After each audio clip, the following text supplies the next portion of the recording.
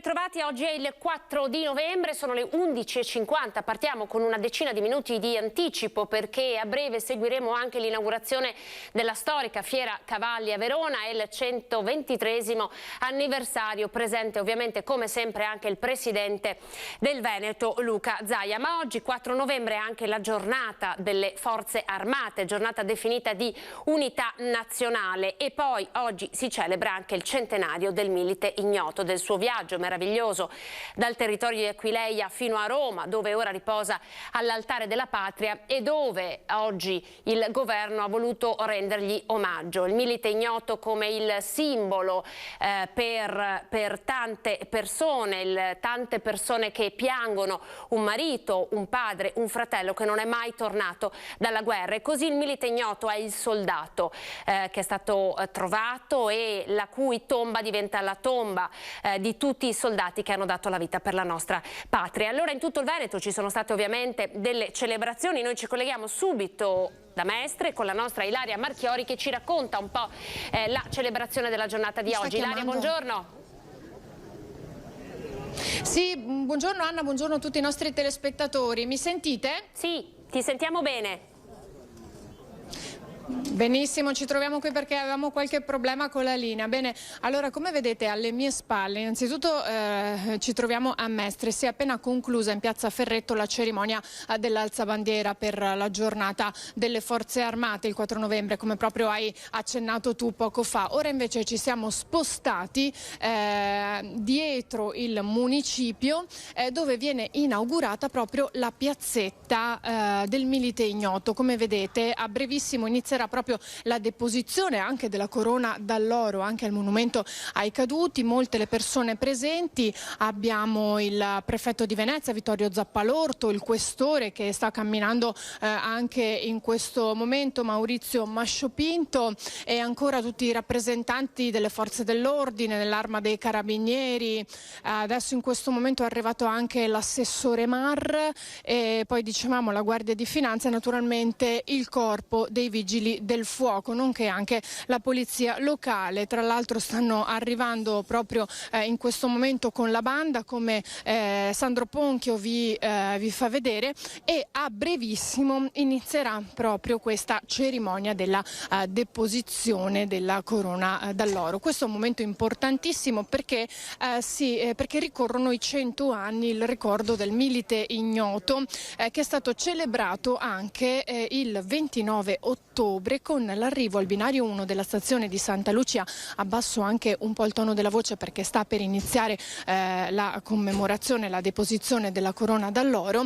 Il treno della memoria, dicevamo, che è arrivato proprio alcuni giorni fa e che è stato accolto proprio come in questo momento da tutte le autorità civili, militari e religiose. Ecco, io vi faccio ascoltare.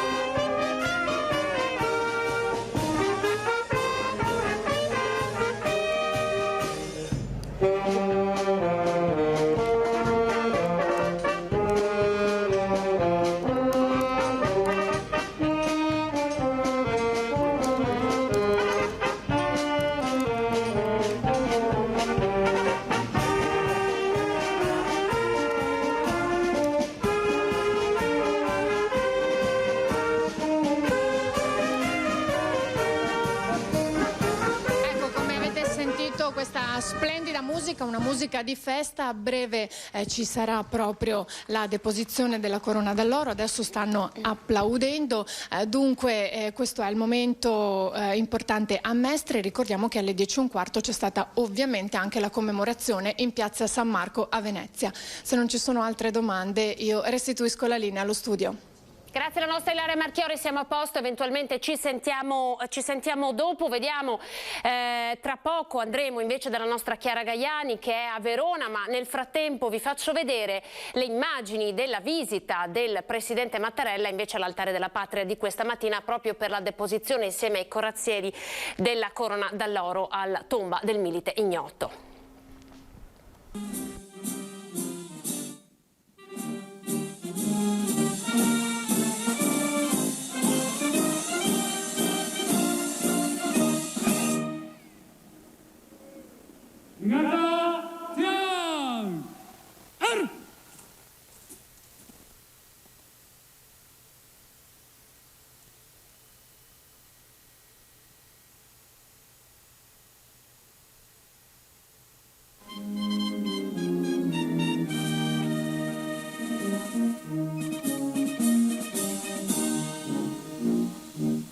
Dal Presidente del Consiglio Mario Draghi, i Presidenti di Camera e Senato Fico e Casellati guidano la salita alla scalinata del Vittoriale,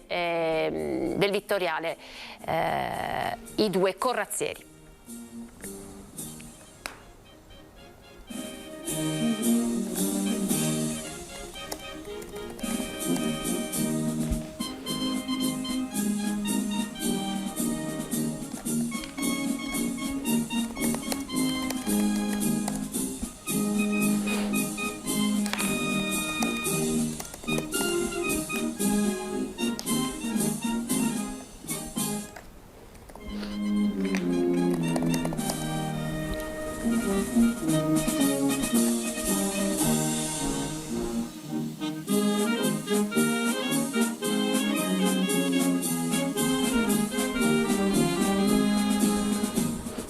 Dunque Altare della Patria, ho detto il Vittoriale, ma è ovviamente il Vittoriano, monumento a Vittorio Emanuele, e adesso in collegamento siamo con la nostra Chiara Gaiani. È evidente che parliamo di Fiera Cavalli, vedete questo è lo scenario. Chiara, buongiorno. Buongiorno Anna, buongiorno a tutti i telespettatori. Sì, ci troviamo all'interno del padiglione 2 di Fiera Cavalli, dove tra poco ci sarà l'inaugurazione della 123esima edizione. Ecco, con le immagini del collega Federico Cibotto vi facciamo vedere dove avverrà questa inaugurazione, proprio all'interno di questo paddock da gara che è stato allestito all'interno del padiglione 2. Questo prima fine settimana di fiera è dedicato ai cavalli italiani ed è appunto da quando noi siamo arrivati che vediamo questi splendidi esemplari esibirsi in questi vari esercizi, e abbiamo visto prima c'erano anche delle carrozze. Questa invece è una cavallerizza che si sta esibendo in questo momento, esemplare davvero molto bello. Non so se si riesce a vedere anche l'acconciatura della criniera del cavallo, una manifestazione che torna in presenza dopo lo stop forzato per la pandemia del 2020. L'inaugurazione doveva essere proprio in questi minuti, è stata spostata perché le varie autorità stanno partecipando ovviamente alle celebrazioni legate alla giornata di oggi del 4 novembre. Siamo in attesa dell'arrivo del Presidente della Regione Veneto Luca Zaia. Tra l'altro all'interno di Fiera Cavalli è stato anche allestito uno stand della Regione Veneto dove è possibile assaggiare le specialità della nostra bellissima terra. Vi do solo velocemente alcuni numeri. Si parla di un'esposizione che vi farà, che chi vedrà questi padiglioni potrà ammirare 3.000 cavalli, 60 razzi in arrivo da tutto il mondo, sono 300 le aziende espositrici da oltre 10 paesi, 200 eventi, 8 padiglioni, varie manifestazioni collegate, un evento che per la prima volta raddoppia e che si svolgerà su 2 fine settimana consecutivi. Il primo, questo dal 4 fino poi a domenica 7 novembre, novembre, il secondo invece dal 12 al 14 novembre. Ecco, questo primo fine settimana è dedicato al cavallo italiano, invece nel prossimo fine settimana avremo il cavallo iberico. Ci saranno anche delle competizioni, dei gran premi all'interno di questa esposizione, un settore che è stato riscoperto anche dagli italiani che causa pandemia sono andati proprio a seguire, a riscoprire il turismo lento, l'andare lento, e proprio tra l'altro all'interno dello stand della Regione Veneto sabato si parlerà anche di vari cammini che la Regione anche ha studiato in questo tempo, tra l'altro un bellissimo cammino lungo le Prealpi Venete, quindi dei percorsi per l'equiturismo. Ecco, se non hai altre domande da studio, io per ora da Verona, Anna, ti restituirei la linea. Allora noi tra pochissimo, ricordiamo, saremo ancora in diretta collegata con te ovviamente per seguire un po' il discorso e la cerimonia di inaugurazione a cui oltre al Presidente Zaia sono attesi anche altre autorità. Sì, certo, è atteso anche il sottosegretario alle politiche agricole e forestali Francesco Battistoni, sarà presente ovviamente il sindaco di Verona Francesco Boarina, il presidente della provincia di Verona Manuel Scalzotto, il presidente di Verona Fiere Maurizio Danese, oltre che il presidente del FISE, che è la Federazione Italiana degli Sport Equestri, Marco Di Paola. Perfetto, grazie Chiara. Allora, tra pochissimo chiedici la linea quando inizieranno ad arrivare le autorità e così potremo anche ascoltare in diretta il discorso del Presidente Zaia. Grazie, a dopo. Certo. Eccoci, allora noi intanto con le immagini torniamo brevemente alla festa delle Forze Armate, perché abbiamo le immagini che arrivano da Treviso, raccolte questa mattina dal nostro Lucio Zanato in piazza Vittoria.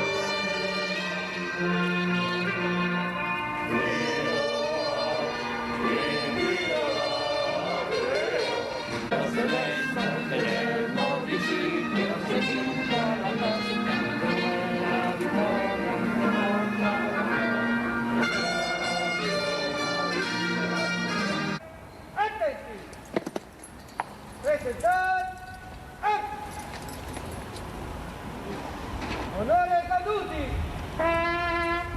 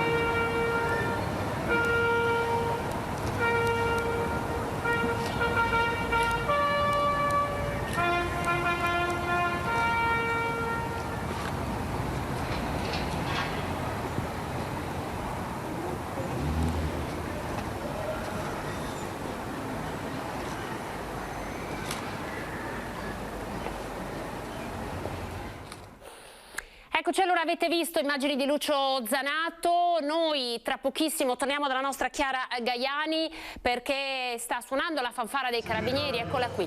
Al Ministero per l'Agricoltura, con la delega tipica. Si sta suonando la fanfara dei Carabinieri che è appena entrata, come potete vedere ci sono appunto schierati i cavalli della fanfara dell'Arma dei Carabinieri con i militari in sella. Penso adesso in questo momento non si veda, ma c'era anche una singolare mascotte che accompagnava lo schieramento. Le autorità dovrebbero posizionarsi proprio sul tappeto rosso che vedete qui davanti a noi. Ecco, io lascerei però parlare proprio le immagini e anche lascerei parlare, non so se il collega riesce ad inquadrare in fondo, ad accompagnare questi splendidi esemplari anche un cagnolino che peraltro indossa proprio un cappottino con le insegne, con gli stemmi dell'Arma dei Carabinieri. Davvero un momento molto emozionante, anche perché penso sia una grande emozione veder tornare in fiera a Verona, Fiera Cavalli, che lo ricordiamo è davvero una delle più importanti esposizioni a livello mondiale.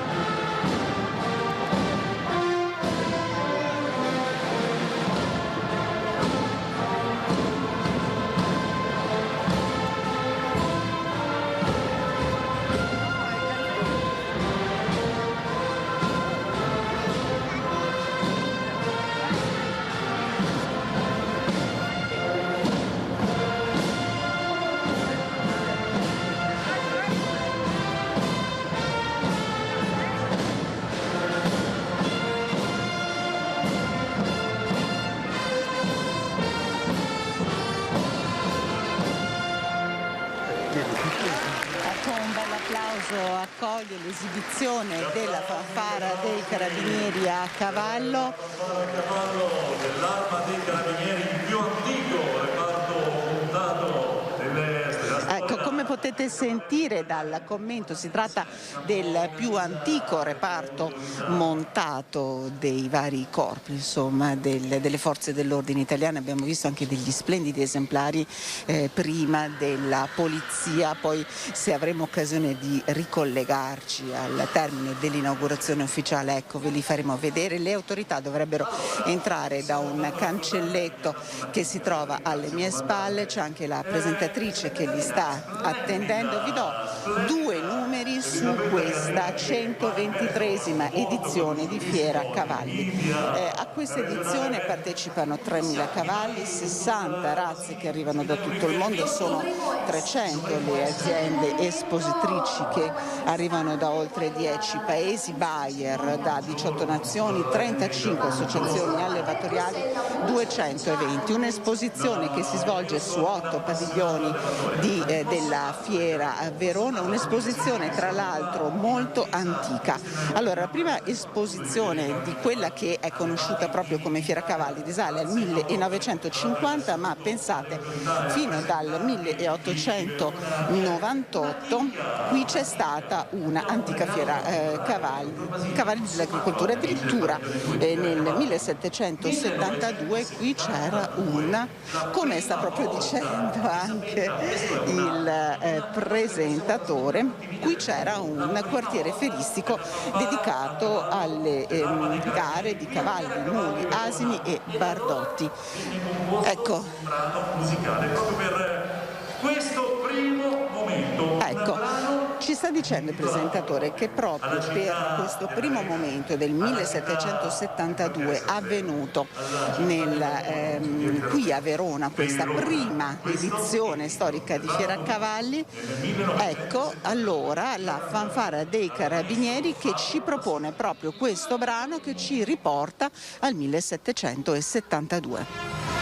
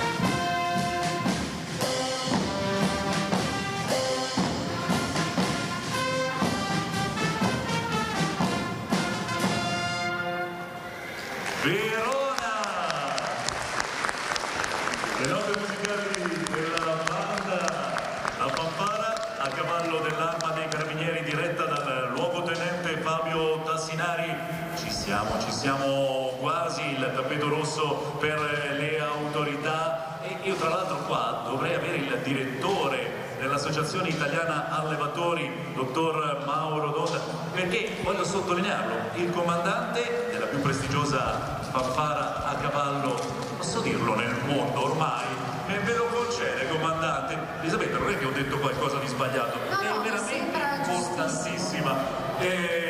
Monta un cavallo autoctono italiano, monta uno splendido cavallo murgese dalla terra delle Murge per il comandante della fanfara cavallo. È il nuovo cavallo del comandante e gli auguriamo davvero una carriera importante come il Pizzano che precedentemente montava, perché girano il mondo in rappresentanza dei corpi bandistici militari italiani in tutte le piazze più importanti a livello internazionale. Dottor Donda, Mauro Donda, stiamo attendendo, Elisabetta, io ti rubo 2 secondi, ho qui il direttore dell'Associazione Italiana Allevatori, dottor Mauro Donda. Direttore, grande prestigio questa mattina con l'inaugurazione ufficiale di Fiera Cavalli Verona, ma soprattutto Padiglione 2, con 34 razze autoctone italiane, patrimonio di eccellenza di questa bella penisola. È un grande privilegio essere qua, ma soprattutto un doveroso momento di ringraziamento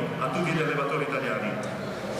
Direi che sì, è un grande orgoglio, credo, la giornata di oggi, poter ospitare l'inaugurazione del padiglione in cui AIA insieme alle associazioni può accogliere tutte le autorità, gli ospiti che arriveranno questa mattina e inaugureranno questa edizione. Credo sia anche un'attestazione di una funzione che ha svolto il sistema allevatori insieme alle associazioni nazionali in tutti questi anni, con un contributo fondamentale nel miglioramento, nella selezione, nella progressione del mondo del cavallo. Abbiamo un paese con una ricchezza incredibile di biodiversità e direi che tutto questo, lo dicevamo prima, no? È figlio di una condizione particolare del nostro paese dal punto di vista ambientale, orografico, territoriale, che ha consentito di ospitare una varietà continua.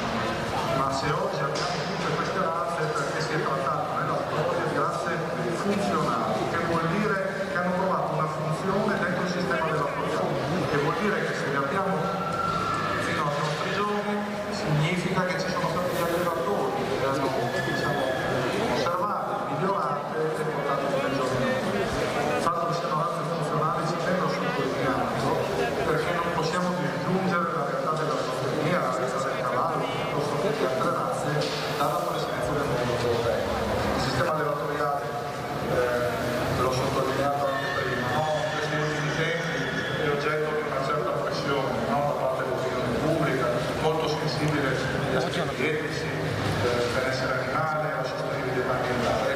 Direi che noi oggi qui, in questa manifestazione, credo rappresentiamo molto bene la sostenibilità, la biodiversità, il benessere animale. Credo che chiunque passeggia all'interno di questo padiglione riesce a percepire lo stato degli animali, la loro tranquillità, c'è un toccare con mano questi aspetti che fanno della nostra zootecnia una razza che dobbiamo difendere, perché solo così difendiamo la biodiversità, il territorio, il patrimonio, certe aree che senza prima parlato del nord murgese, non avessimo avuto questa razza nel territorio, probabilmente sarebbe stato molto difficile mantenere un certo sistema di allevamento, un certo sistema produttivo, perché non tutti gli animali sono adatti a camminare, a muoversi, a vivere e servire. Quindi queste cose credo siano un messaggio di come la nostra zootecnia è una zootecnia che ha delle caratteristiche e delle potenzialità molto importanti che dobbiamo conservare e credo che dobbiamo anche fare.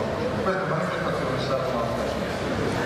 E credo proprio che Verona Fiera Cavalli Verona abbia creduto nel messaggio non solo promozionale ma filosofico di quella che è l'Associazione Italiana Allevatori. Io la ringrazio, direttore. Allora ci siamo, stanno arrivando.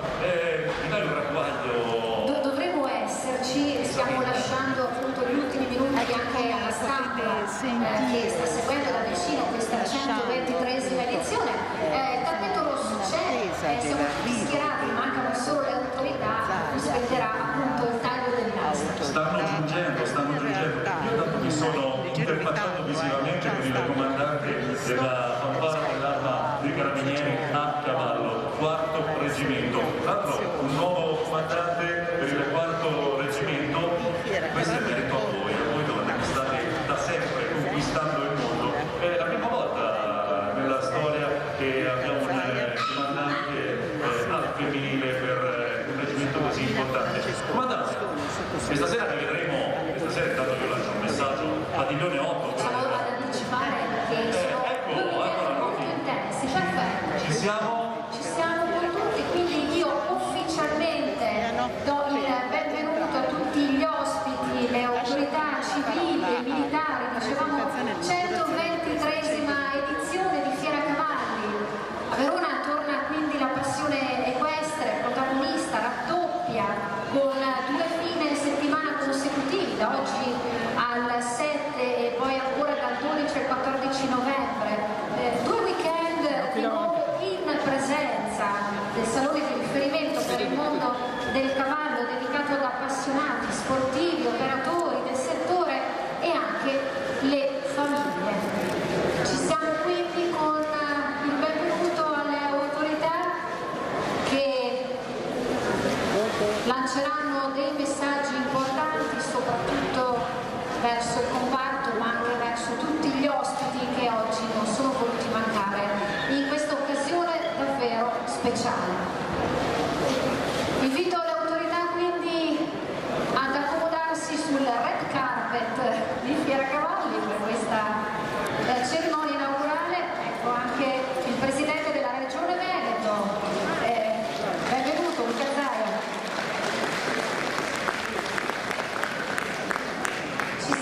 Siamo tutti pronti, schierati a dare il benvenuto ufficiale. Sarà il presidente di Verona Fiere, Maurizio Danese.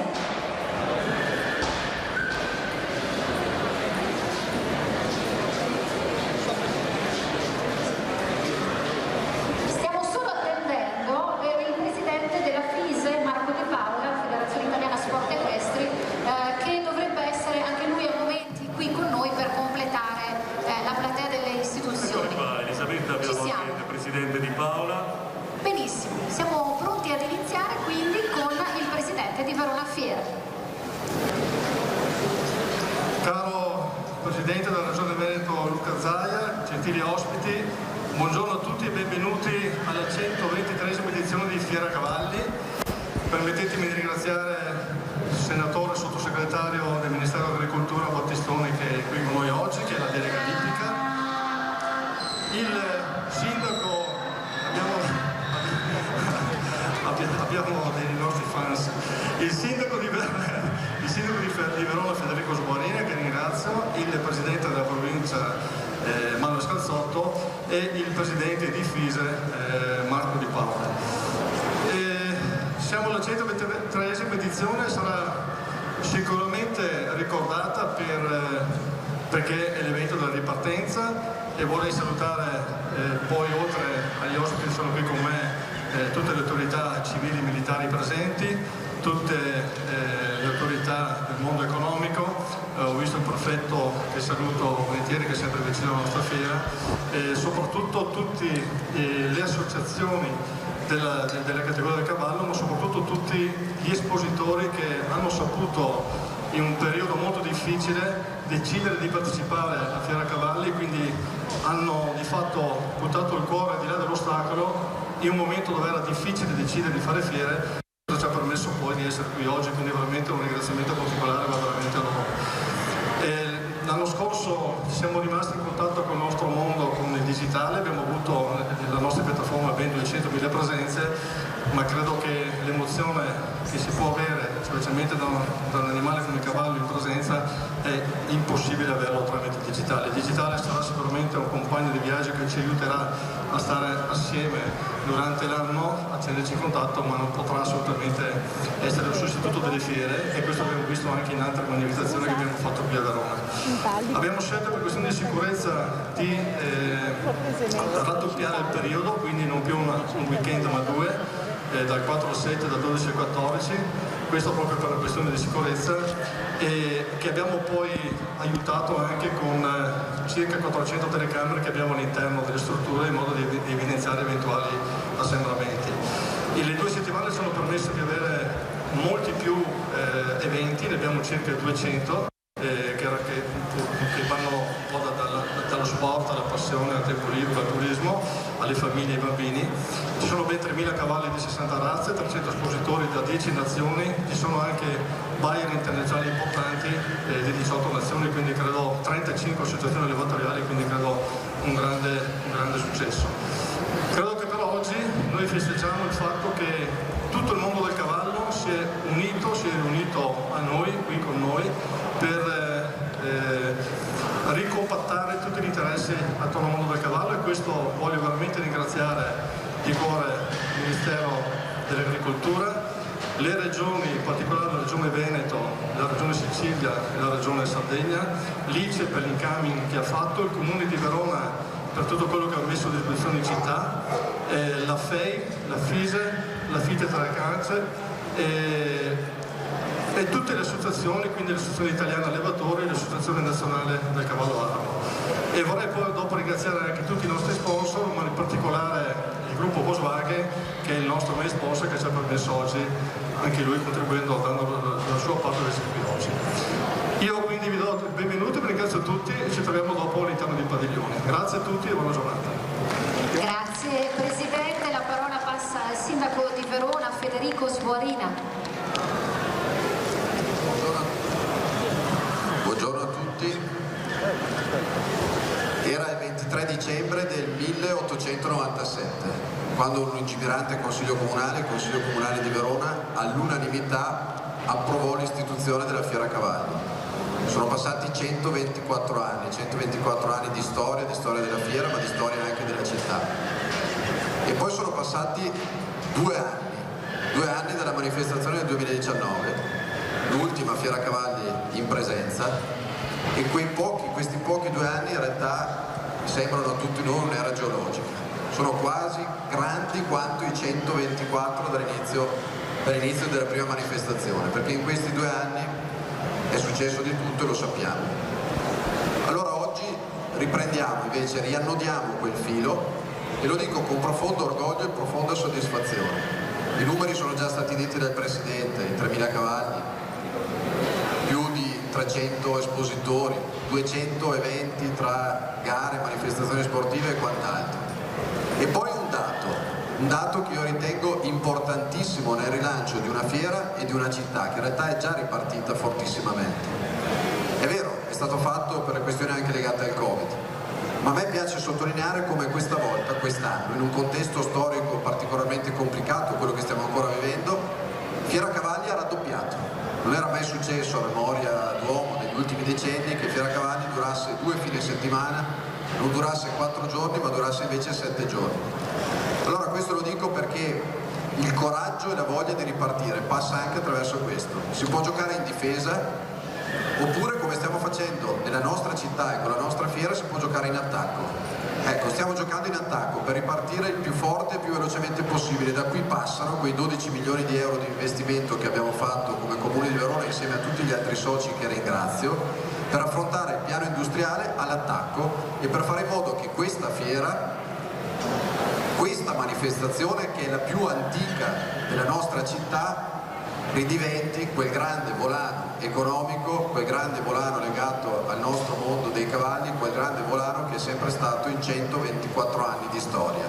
Per questo io penso che tutti noi dobbiamo essere soddisfatti e orgogliosi e godiamoci questa edizione storica, se volete straordinaria, su 2 fine settimana della nostra Fiera Cavalli. Buona giornata e benvenuti a tutti. Grazie Sindaco, con noi oggi anche il Presidente di FISE, Marco Di Paola. Grazie. Io vorrei ringraziare Fiera Verona.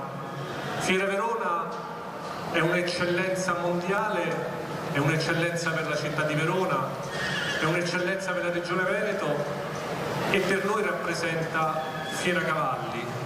Fiera Cavalli è non soltanto un evento sportivo, perché qui c'è una tappa di Coppa del Mondo di livello mondiale, ma Fiera Cavalli è un'esperienza. Il cavallo, che ognuno di noi vive in maniera diversa, per noi è un compagno di sport, per tanti è un compagno di giochi, per tanti è un compagno di avventura, di tempo libero. È un mondo incredibile, è un mondo che Fiera Cavalli ci consente di vivere questa settimana, e ringraziamo anche per il raddoppio la prossima settimana, a 360 gradi. La Federazione Italiana Sport Equestri è molto soddisfatta, ringrazia Fiera Verona per questa occasione, e avremo i più grandi campioni mondiali di salto ostacoli che si confronteranno. Per noi è un'occasione importante, e devo dire che in questi anni ho potuto apprezzare una crescita degli sport equestri che è passato da 91.000 tesserati a 170.000 tesserati, anche grazie a eventi come questi che propongono il nostro amico cavallo, e per noi compagno di sport, in tutte le sue occasioni, e ce lo fanno vivere. Grazie Fiera Verona, grazie Fiera Cavalli. Grazie, la parola passa a Manuel Scalzotto, presidente della provincia di Verona. Care e cari, è con grande piacere che vi porgo il mio saluto personale e quello naturalmente di tutto il Consiglio provinciale che mi onoro di rappresentare. Permettetemi subito di ringraziare il Presidente Danese per il graditissimo invito a questa edizione di Fiera Cavalli. Mi ero preparato un discorso serio, importante e diciamo anche forse un po' pomposo, ma visto così le location country verterò su qualcosa di più semplice, qualcosa di più emotivo, semplicemente pensare a quella bellezza che esprime il cavallo e il mondo dell'equitazione. Per voi oggi è un momento di business, è un momento anche di intrattenimento, per noi amministratori è un momento anche di grande soddisfazione. E oggi è il 4 novembre che è anche la festa delle Forze Armate. Quale quadro migliore di Fiera Cavalli con i carabinieri a cavallo, e quindi grazie, buonissima fiera, un applauso agli organizzatori e naturalmente ai carabinieri. Grazie, passiamo la parola a Francesco Battistoni, sottosegretario del Ministero delle Politiche Agricole e Forestali. Sì, grazie. Un saluto al Presidente Danese, che lo ringrazio per l'invito, al Presidente Zaia, il Sindaco Sbaurina, il Presidente della Provincia Scalzotto, Marco Di Paola. Permettetemi di salutare anche il collega Filippo Gallinella, Presidente della Commissione Agricoltura, che è qui con noi oggi. Credo che la nostra testimonianza è proprio la vicinanza del Governo ad un momento di ripresa. Già lo avevamo fatto quando c'è stata l'occasione del Vinitali, circa 20 giorni fa, ma oggi credo che sia un evento ancora più importante che, come ricordava il Sindaco, dà seguito ad una lunga tradizione di importanza non solo per il Veneto, ma credo per tutta l'Italia, e ormai si è trasformata anche in un appuntamento internazionale. Io credo che dobbiamo sempre di più sostenere manifestazioni come questa. È la manifestazione del cavallo. Quindi questa è la manifestazione che catalizza tutti gli appassionati di questo splendido mondo. Naturalmente insieme a tutti gli operatori c'è anche una grande presenza dell'indotto, e anche questo, caro Presidente, aiuta la nostra economia e dà un forte segnale di ripresa. Peraltro, come ben sapete, il governo Draghi si è proprio formato per queste due emergenze, uno la vaccinazione e il secondo la ripresa economica. Mi sembra che stiamo cogliendo tutti e due i punti che ci eravamo preposti. Oggi questa occasione è la dimostrazione che ritorniamo alla normalità, siamo dal vivo, ci parliamo, c'è l'occasione di stringerci la mano, di stare insieme e confrontarci. Quindi è un valore aggiunto, un valore che ci fa ben sperare anche per gli anni a venire. Naturalmente i 2 fine settimana, anche perché dobbiamo recuperare gli anni scorsi, poi magari è un esperimento che potrà essere protratto anche per le successive edizioni. Grazie a tutti, grazie alla Fiera di Verona, grazie alla Regione Veneto e buona fiera. Grazie. Chiudiamo i saluti istituzionali con il Presidente della Regione Veneto, Luca Zaia. Sì. Innanzitutto grazie. Poi a Fiera Cavalli mi sa che dobbiamo farla anche molto succinta la cosa. Volevo chiedervi un grande applauso per tutti quelli che stanno lavorando in questa fiera e penso che sia doveroso riconoscere anche il coraggio di Fiera Verona e delle scelte che ha fatto. Ci troviamo in un contesto nel quale, saluto e approfitto di salutare il sottosegretario, ovviamente il sindaco, il presidente, tutti i presidenti e tutti, non ho fatto nessun incidente. Ci troviamo in un contesto nel quale si è avuto il coraggio di aprire con la prima fiera a livello nazionale, che è stata quella Motorbike Expo. 2 edizioni di Vinitaly, oggi siamo qui a rappresentare che siamo il primo palcoscenico a livello internazionale. Vorrei solo ricordarvi che questa fiera faceva pre-Covid quasi 170.000 visitatori, 168.000.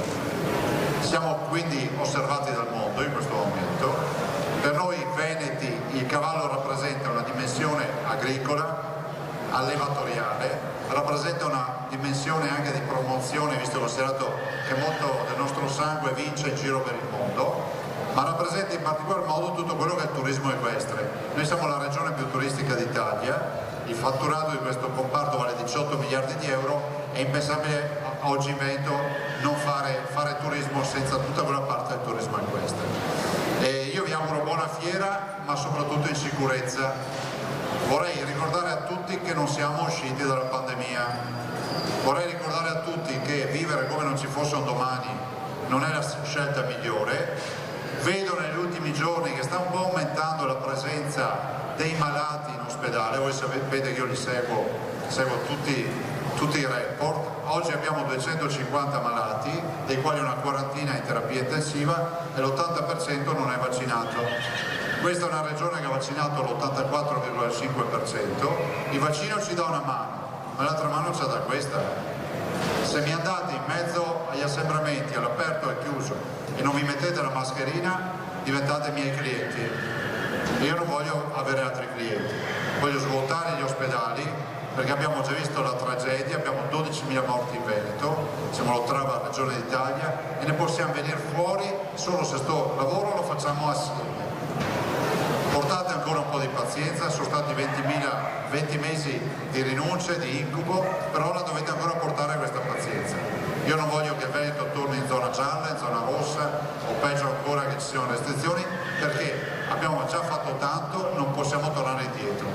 Quindi veramente non abbassate la guardia, perché oggi non siamo preoccupati perché i dati ci dicono che gli ospedali tengono, però se questo incremento quotidiano che vedo non si arresta, prima o poi arriveremo ad avere dei problemi.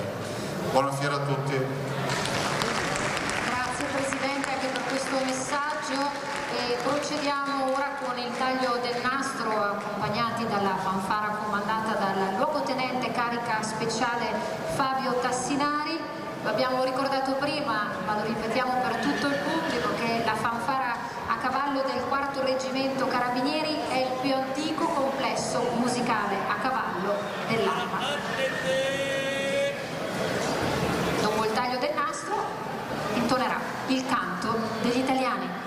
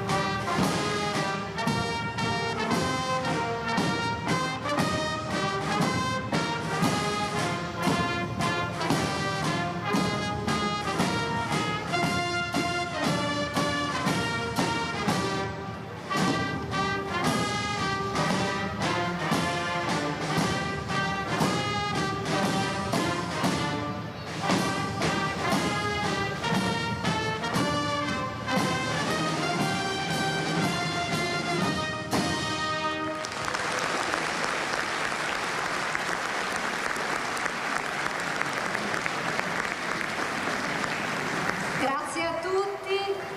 L'inaugurazione prosegue con la visita al quartiere fieristico con il project manager di Fiera Cavalli. Grazie ancora per essere stati con noi.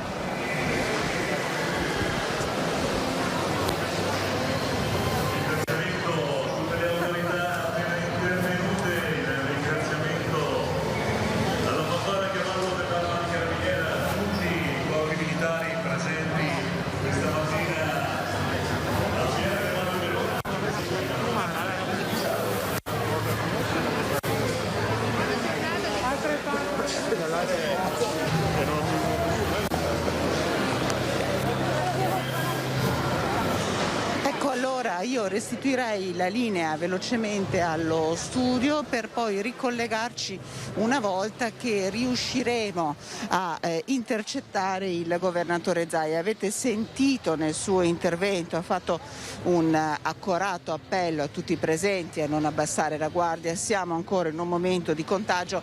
Zaia ha detto però con fierezza: siamo osservati dal mondo, Verona Fiera è stato il primo ente fieristico a ripartire con un evento in presenza. Quindi adesso noi andremo appunto a cercare di capire dal governatore Zaia se riusciremo insomma a farci ridire queste cose, anche a chiedergli degli aggiornamenti. Ecco, da qui, da Verona Fiere, per ora restituisco la linea allo studio.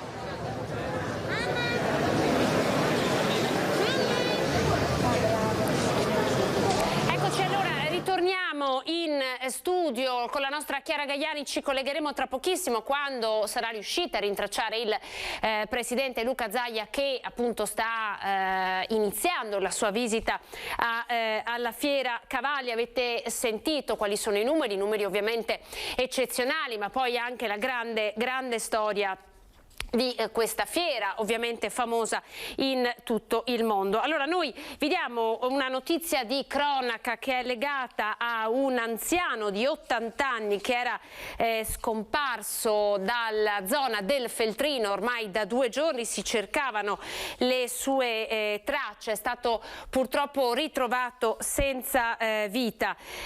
Trovato senza vita dunque... Andiamo a vedere nello specifico. Ore di angoscia per lui, era scomparso da ieri, purtroppo è stato trovato senza vita proprio nel Feltrino. Si tratta di un ricercatore di funghi, Angelo Gallina, è stato trovato morto. Dunque purtroppo per lui le speranze non ci sono più, per ore lo hanno cercato e anche vano è stato dunque il messaggio del sindaco di Trevignano Feltrin che lo stava cercando.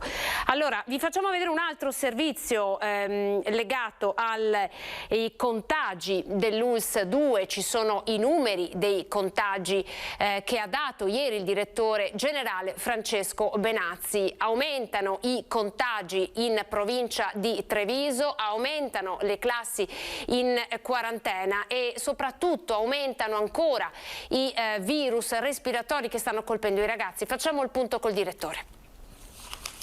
C'è una variante nuova, la Delta 4.2, cioè che pare sia più infettiva, per cui la vaccinazione, la terza dose booster va fatta assolutamente. Ha iniziato a circolare anche nella Marca la variante Delta 2.0, contagiosa il 10% in più rispetto alla normale variante Delta, mentre aumentano i contagi soprattutto fra i giovanissimi, alta la percentuale per i bambini sotto i 12 anni. Giovanissimi rimangono i più colpiti, la fascia poi 0-11 che è quella non vaccinata, chiaramente è quella più colpita, provano sia tutte le quarantene che abbiamo nelle scuole e dopo comunque fino ai 29 anni, perché sono anche quelli che si sono vaccinati con una percentuale minore rispetto al resto della popolazione. In forte aumento i contagi nelle scuole, con 24 classi in quarantena e 50 in monitoraggio. Salgono a 43 i ricoverati in ospedale, di questi 39 non sono vaccinati.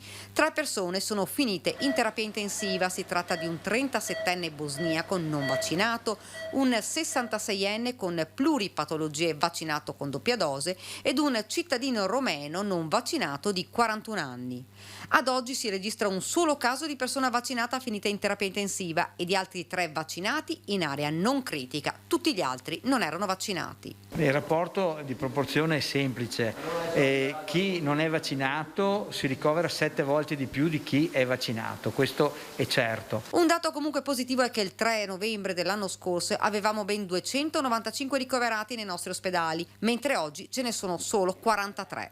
Sul fronte della sospensione dei sanitari, che sono 89, è stata rimodulata l'attività. Con il personale e il direttore dei servizi infermieristici, il dottor Coppe, si è rivalutato tutto. Oggi abbiamo mandato ai sindacati ovviamente la nuova rimodulazione lavorativa, riducendo qualche ambulatorio, riducendo qualche orario, levando qualche posto letto, ma comunque siamo riusciti a trovare la quadra e quindi continuare l'attività. Allora, mi dicono che siamo riusciti ad intercettare il presidente Zaia, torniamo subito a Verona con le immagini. Ecco, tenetevi, sì, buongiorno, siamo ancora a Verona, vedete che il presidente Zaia è stretto tra una folla di persone che ovviamente lo stanno avvicinando, lo stanno salutando, ha detto che ci concederà qualche minuto, ecco noi ci facciamo vedere con il presidente, lo lasciamo ovviamente a questo momento anche di saluto e di incontro.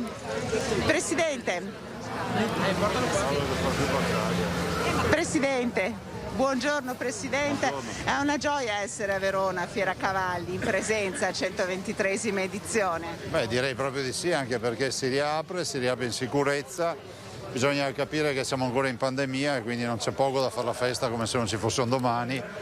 E ne veniamo fuori, l'84,5% dei veneti sono vaccinati o hanno intrapreso il percorso vaccinale e questo ci ha messo molto in sicurezza. Questa fiera non saremmo riusciti a farla se non ci fosse stata la vaccinazione. Dall'altro però quando ci sono condizioni di assembramento al chiuso e all'aperto bisogna portare la mascherina. Ecco, questo è un invito anche perché, lo diceva poc'anzi, i dati purtroppo qualche apprensione la stanno creando sull'emergenza della pandemia. Sì, si dice in Veneto che chi si è scottato con l'acqua calda ha paura anche della fredda. Non abbiamo numeri insostenibili, scusi, perché abbiamo 250 pazienti in ospedale, però è pur vero che un incremento negli ultimi giorni c'è e soprattutto tra i contagiati dove abbiamo oltre 780 persone nelle ultime 24 ore, cosa che non vedevamo veramente da mesi. Ecco, ovviamente l'invito è quello alla vaccinazione, l'ha fatto, quello a non abbassare mai la guardia, a usare la mascherina, ma l'invito è anche a venire perché davvero è una grande festa questa di Fiera Cavalli. Il cavallo è importante per il Veneto, lo dicevo. Ma lo è dal punto di vista economico, produttivo e non ultimo ricordiamoci che il cavallo per noi rappresenta anche una dimensione di promozione turistica, il turismo equestre. Quindi non esiste che ci sia Veneto senza cavallo, cavallo senza Veneto. Ok, ascolti Presidente, lei adesso segue la fiera, la visita, la seguiamo. Allora,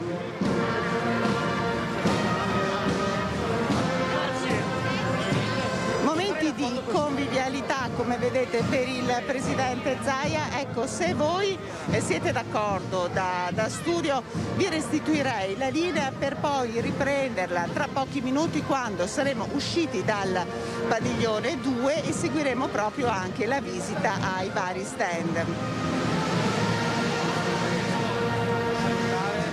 Grazie alla nostra Chiara Gaiani. Allora, finché non ci viene richiesta la linea, io vi presento la nostra prima ospite di questa diretta, Silvia Sardena, avvocato, consigliera per Confapi. Buongiorno, buongiorno Silvia, buongiorno. Grazie per essere con noi. In collegamento abbiamo Simone Padoan, consigliere con delega all'internazionalizzazione, sempre Confapi. Buongiorno, buongiorno Simone.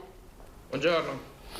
Allora, ci perdonerete se questa sarà una diretta un po' movimentata, ma abbiamo ovviamente tante cose di cui parlare. Allora Silvia, intanto quella è la tua telecamera e comunichiamo con i nostri telespettatori.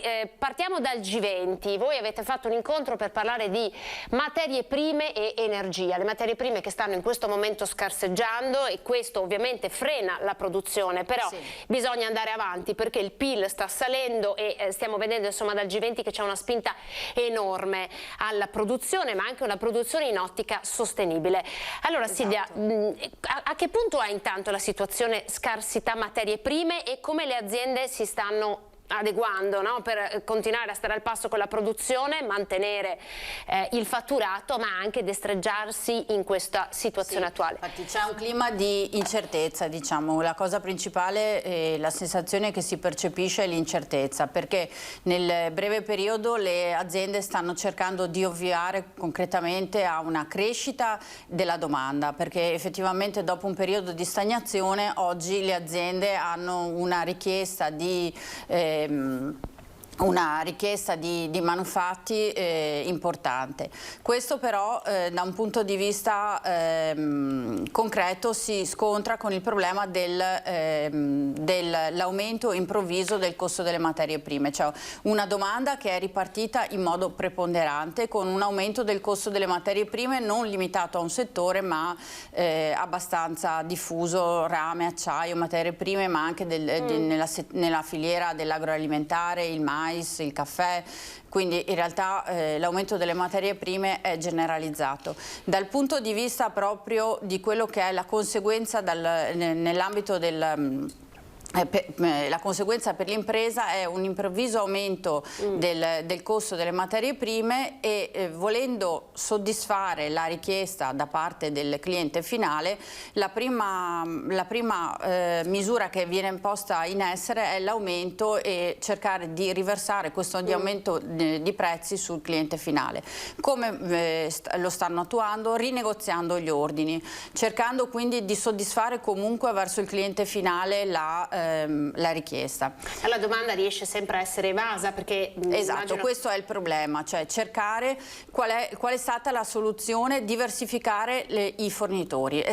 Non stiamo assistendo, e su questo poi potrebbe anche intervenire Simone, non stiamo assistendo a un vero e proprio reshoring preponderante, cioè il reshoring lo riescono a fare solo le imprese più strutturate, ma quello che risulta dal nostro osservatorio soprattutto della piccola e media impresa, che è poi quella, come ho già detto varie volte, è quella del nostro tessuto sociale, non riesce a riportare in tempi così brevi la produzione in Italia quando magari aveva delocalizzato all'estero, ma può avvicinare il fornitore, quindi in realtà avvicina il fornitore, potrebbe essere un fornitore a lei più vicino e un fornitore più fornitori, quindi in realtà quello che stanno facendo adesso le imprese è cercare nuovi e ulteriori fornitori per poter rispondere per riuscire a stare al passo con i tempi. Anche perché è evidente, Silvia, mi perdoni, che il mercato sta correndo. Il mercato sta correndo, noi abbiamo un'accelerazione dovuta in parte anche al fermo della produzione che c'è stato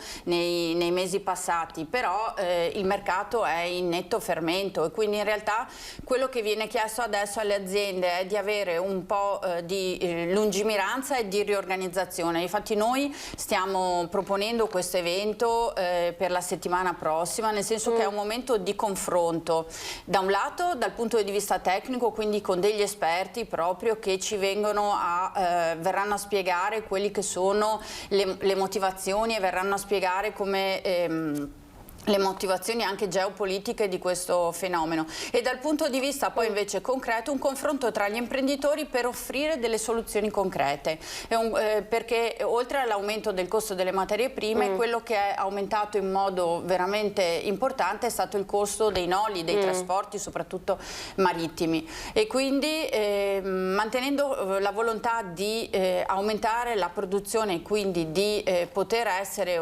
ancora in grado di far fronte agli impegni presi, il primo non essendo, un altro aspetto da considerare, non avendo noi una cultura in ambito di magazzino, cioè non abbiamo fatto stoccaggio delle materie prime. E anche questo è un tema fondamentale. E penso che Simone, che appunto hai appena citato, Simone, buongiorno, allora esperto del tema delle materie prime, ma allora quali sono un po' i settori che sono più in sofferenza? A noi ad esempio viene in mente il caso dell'Electrolux. Ma infatti, allora innanzitutto non è solo un problema di materie prime, è un problema anche di semilavorati, perché di fatto la produzione industriale italiana si è specializzata su alcuni settori, lasciando poi fuori dalla porta altri settori su cui non valeva più la pena andare a fare produzione, per cui determinati tipi di materiali elettrici, la produzione di acciaio e tutta una serie di semilavorati che ormai sono dati in lavorazione a altri paesi, in particolare nei confronti della Cina e dei paesi del sud-est asiatico, che questi stanno venendo a mancare in questo periodo perché non è solo un problema di mancanza di materia prima, è anche un problema di relazione tra le aziende italiane e le aziende che si trovano in quei luoghi, perché di fatto, essendo le nostre aziende piccole ed avendo un potere contrattuale ridotto rispetto ad aziende più grandi, più strutturate, vengono messe in coda rispetto alle altre. E questo fa sì che i tempi di consegna, che prima magari potevano essere di 6 mesi, 3 mesi, 6 mesi, 9 mesi, adesso si vedono per alcuni settori che arrivano a sfondare i 13 mesi, 14 mesi. E questo crea delle problematiche molto importanti, perché di fatto le nostre imprese si trovano là dove devono trasformare materia prima, ad avere problemi di approvvigionamento di materia prima, là dove devono prendere dei semilavorati per produrli e trasformarli in un qualcosa ad alto valore aggiunto, non hanno la disponibilità del semilavorato. E questo crea una problematica che non è solo riguardante il magazzino delle materie prime, ma tutta la gestione della filiera. Quindi di fatto a noi in questo momento manca la capacità, ed è ciò su cui le imprese devono lavorare, la capacità di integrare la filiera, di controllarla in maniera più efficace. Ma nel caso Electrolux, per esempio, perché noi ovviamente abbiamo parlato di questa nuova linea produttiva che sarebbe partita con questi laboratori, con questi macchinari, e però appunto è tutto fermo. È questo il motivo allora? Sono diversi motivi: da una parte c'è la difficoltà di approvvigionarsi, dall'altra comunque è vero che il mercato ha corso, ma la domanda è quanto correrà nei prossimi mesi, perché la corsa che noi abbiamo avuto nel passato era una corsa a recuperare il terreno perso, ma non c'è una crescita, un segno positivo rispetto al 2019. Cosa ci differenzia dagli altri paesi in questo momento, Padoan? Cioè, navighiamo un po' tutti a vista a questo punto, però.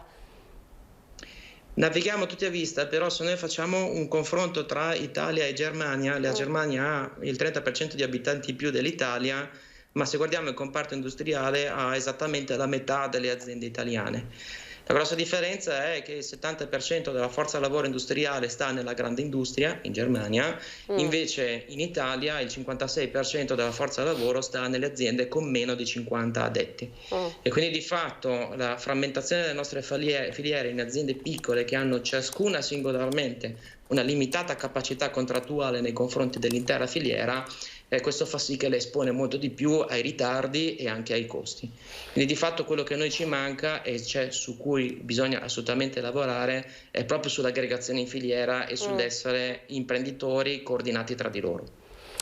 Silvia, quanto la vedevo annuire, no? Ed è anche appunto su questo che voi state cercando. Sì, è su quello l'argomento sul quale noi stiamo cercando di modificare, perché potrebbe essere un momento di svolta e di opportunità, perché il limite delle nostre aziende è la dimensione, sono più piccole, e forse il nostro è anche un limite storico-culturale, perché l'imprenditore, soprattutto l'imprenditore veneto, è un imprenditore individuale che fa fatica a fare aggregazione, però è anche vero che siamo ad una svolta culturale, perché anche il costo per esempio l'aumento del costo dell'energia è data dal fatto che ci troviamo anche di fronte a una transizione ecologica, e quindi noi dobbiamo proprio modificare il modo di pensare, cercando di aiutare le aziende a condividere e quindi creare una filiera dove le aziende possano operare non in modo autonomo ma in filiera.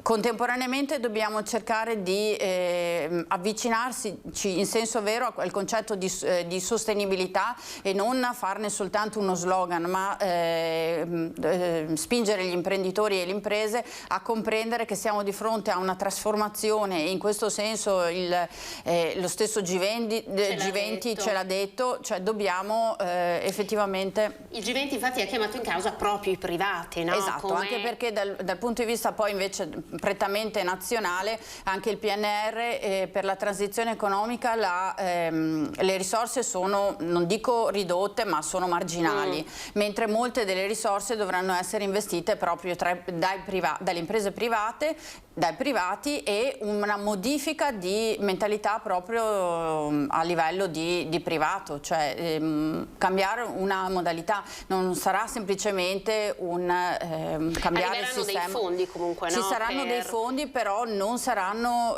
molto dovrà essere dato anche dal settore dell'impresa privata, cioè non solo, non saranno unicamente dei fondi pubblici e quindi il fondo privato assieme a un cambio di mentalità dovranno essere il motore di questo cambiamento. C'è un po' la paura anche tra di voi che qualcuno possa rimanere indietro, sì, qualcuno che non è così avvezzo al cambiamento? Sicuramente c'è questo tipo di paura ed è una paura sentita che c'è a livello proprio di impresa. Le imprese stesse stanno cercando devono efficientare, ma non solo in termini energetici, l'efficientamento potrebbe essere anche in termini di costi, devono evitare gli sprechi, devono cercare dal momento che il prezzo, diciamo, l'aumento del costo della materia prima è in qualche modo imposto, è un fattore sul quale non possono incidere in modo determinante, possono invece efficientare tutta la produzione e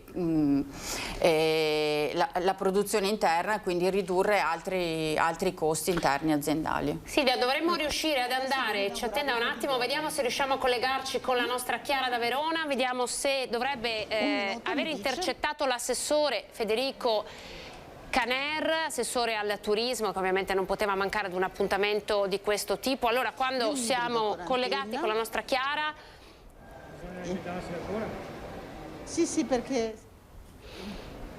Allora intanto noi andiamo avanti, magari ci fate sapere quando Chiara è pronta, che così riusciamo ad ascoltare quali sono le dichiarazioni dell'assessore Caner. Anche qui, no, vedete, anche Fiera Cavalli, il mondo dei cavalli, di fatto anche questa è un'impresa, no?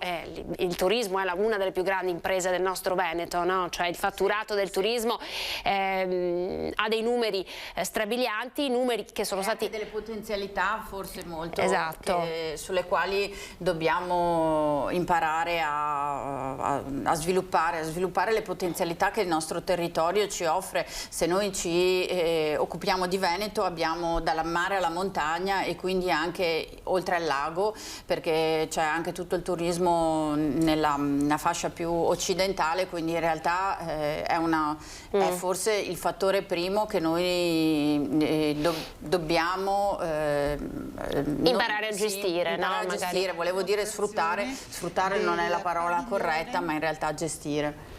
Andiamo da Chiara Gagliani. Organizzato dalla Regione Veneto all'interno del...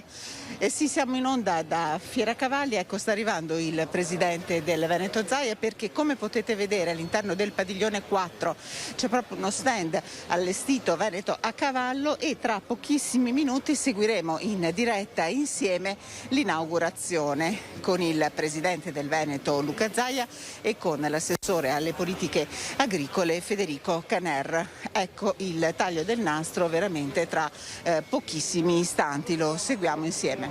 Nuovo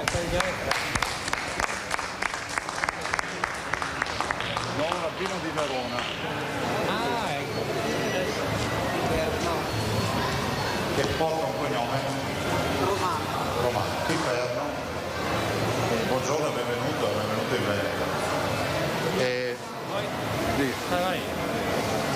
Buongiorno a tutti, grazie di essere qui oggi. Siamo al taglio del nastro dello stand della Regione Veneto. Come sapete, per noi è un appuntamento molto importante. Fiera Cavalli, si riparte finalmente dal vivo, presenti da 25 paesi diversi, più di 3.000 cavalli presenti qua oggi. Questa è una giornata molto importante per noi. Il mondo del cavallo è fondamentale anche dal punto di vista turistico. La Regione sta investendo anche su importanti percorsi a cavallo, non solo la via delle Prealpi ma anche altri. Avremo modo in questi giorni che siamo presenti qui con lo stand di presentarlo. Saluto tutte le associazioni anche dei cavalieri, amici del cavallo del Lungo Brenta, le Giacche Verdi, Natura Cavallo, sono fondamentali per noi, così come anche le associazioni delle Proloco sul territorio, perché insieme diciamo sono un po' il braccio armato della Regione Veneto per quanto riguarda l'organizzazione anche dell'accoglienza turistica in Regione Veneto, anche nel mondo del cavallo, che è una nicchia turistica che però sta crescendo, stanno chiedendo sempre di più, grazie a tutto il tema del turismo slow, lento e green, verde sul territorio, e quindi noi continueremo a investire anche su questa tematica, convinti che la forza del Veneto non siano solo le tante destinazioni turistiche, ma anche i tanti prodotti turistici che questa regione ha, che sono una cosa diversa dalle destinazioni. Quindi coniugare le due cose fa sì che questa regione sia la prima regione turistica d'Italia. Abbiamo visto che la ripresa c'è, è forte, è già ripartita quest'estate, e quindi siamo convinti che il 2022 sarà un anno che ci darà grandi soddisfazioni. Io mi fermo qui, invito anche i consiglieri regionali che sono presenti qua sul territorio, vedo anche l'europarlamentare Borchia, altre personalità, quindi passo la parola al Presidente per il saluto e il nostro. Sì, io volevo solo, grazie, buongiorno a tutti. Desidero ringraziarvi per essere qui, è anche un atto eroico, no? Venire alle fiere dopo 20 mesi di restrizioni, ma anche l'occasione, oltre che per ritrovarci, per riflettere su quello che è poi la libertà, no? La libertà di tornare alla normalità, e penso che questo sia un grande valore. Abbiamo lavorato tutti questi 20 mesi per questo, siamo nella fiera, non lo si dice mai, lo dicevo prima, che è stata la prima ad inaugurare la nuova stagione fieristica post-Covid in Italia, con Motorbike Expo a giugno, e direi che anche questa è una nota che io voglio attribuire all'organizzazione della Fiera di Verona. Siamo nel palcoscenico più importante del mondo per quanto riguarda il mondo del cavallo. Pensate che prima del Covid questa fiera nel 2019, a novembre 2019, fece 168.000 visitatori in 3 giorni. Torneranno ad arrivare questi visitatori, 2 weekend, questo weekend è dedicato alle razze italiane, il prossimo weekend alle razze straniere, quindi avremo i cavalli arabi, i cavalli spagnoli, molto altro ancora.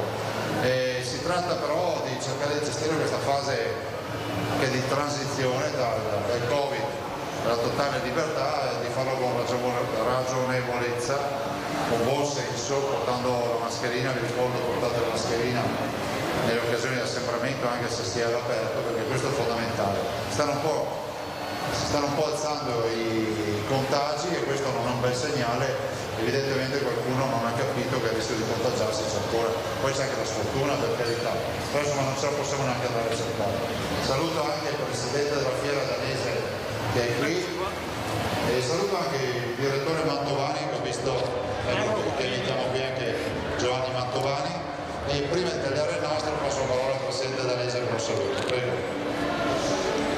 Tanto buongiorno a tutti, voglio ringraziare la Regione Veneto, in particolare il nostro Presidente, perché è sempre molto vicino alla fiera, è stato vicino anche con il momento di capitale che abbiamo fatto da poco, e la Fiera Cavalli per noi è la fiera più importante che c'è di Verona Fiera, perché siamo nati per Fiera Cavalli, ma credo che sia la fiera importante anche per Luca Zaia, perché è un amore enorme per il mondo del cavallo, e quindi credo che sia una buona, come si può dire, un lavoro e un divertimento nel suo tempo da parte del Presidente, che ringrazio molto perché è sempre molto vicino alla nostra fiera della regione. Grazie a tutti e buona giornata. Fate un super applauso al Presidente, al direttore Mantovani. Noi facciamo tutti gli eroi, però se ci pensate è una responsabilità decidere di riaprire il quartiere, no? Perché questo si chiede la collaborazione a tutti, e loro hanno avuto il coraggio di farlo per primi, come vi dicevo, a giugno. Basta, adesso vi dico buona fiera, sapete che l'economia va aiutata, e quindi cercate anche di dare soddisfazione ai 400 espositori che ci sono, e non tornino a casa lamentandosi quest'anno. Grazie e buona giornata a tutti. C'è qualche consigliere regionale, facciamo il taglio del nastro, l'europarlamentare Borchia.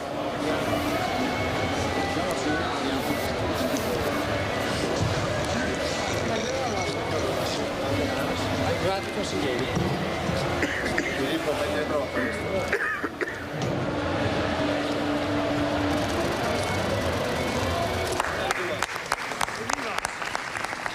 Presidente Tagliato, questo è un padiglione importante. Sì, è un momento importante, anche perché non avremmo mai pensato di interrompere per 20 mesi questo rapporto con un mondo che è unico, e siamo la vetrina più grande al mondo.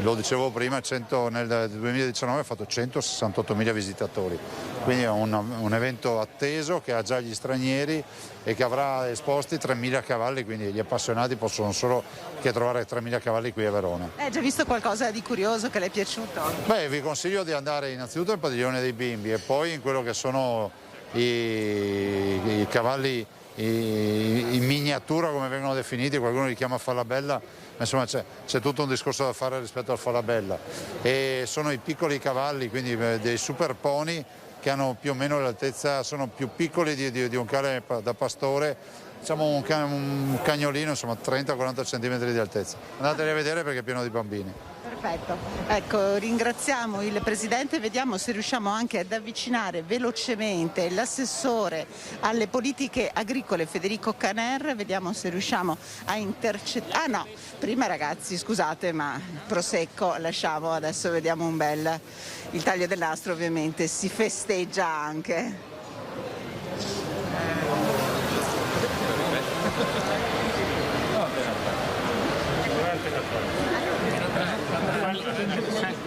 Sta prendendo la mia Ecco, sta decidendo contro. Allora, ci fa vedere l'etichetta il Presidente, ovviamente si tratta di Prosecco. Sì, certo. Prosecco Veneto. Ecco. E che sia davvero di buon auspicio.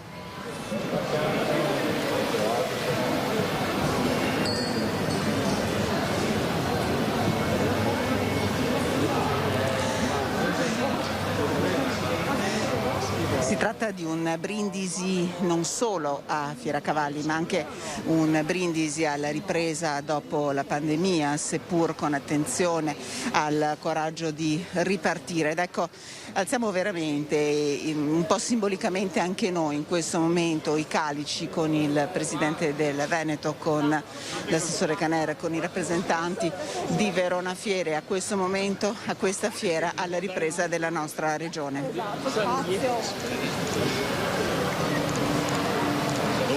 Viva! Viva!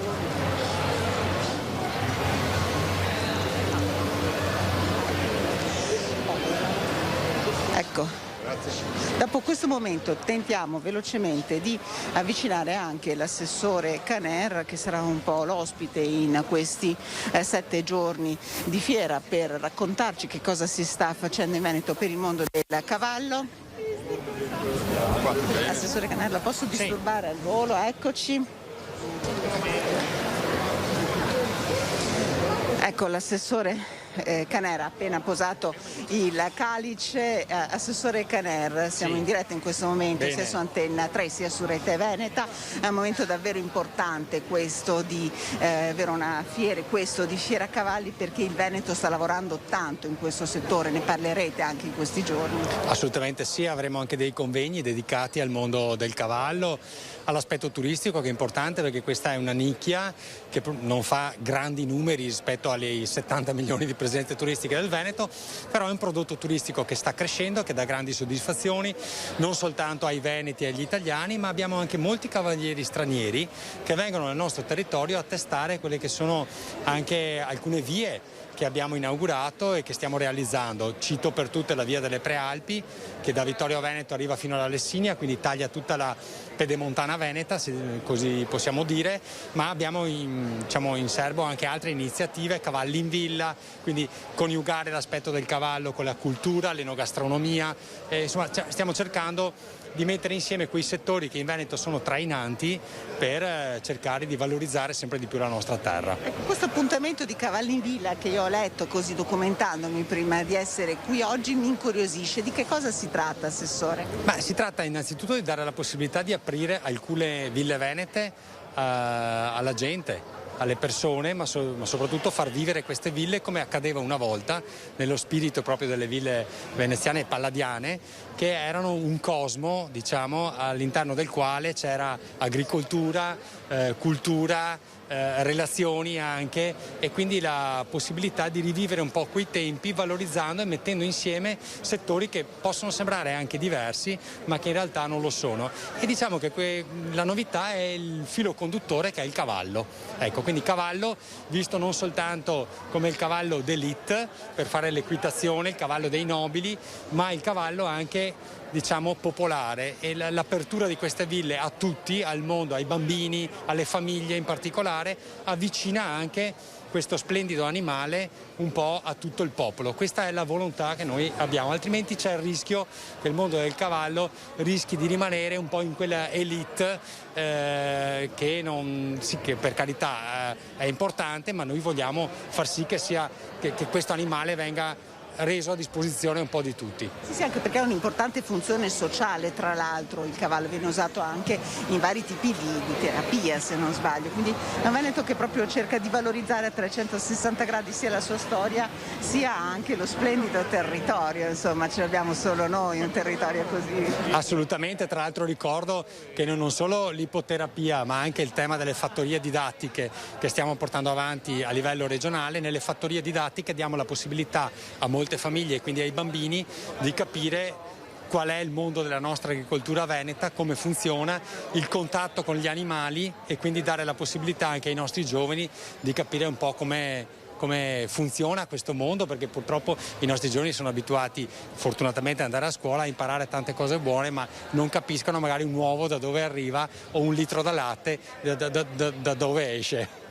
Ok, ringraziamo davvero di cuore l'assessore Federico Canera, assessore al turismo e anche alle politiche agricole, per averci dedicato del tempo. Direi che questo è il modo migliore per finire questa giornata che abbiamo trascorso insieme all'interno di Fiera Cavalli, 123esima edizione. Quindi io direi che da Verona ringrazio per la collaborazione il collega Federico Cibotto e restituisco la linea allo studio.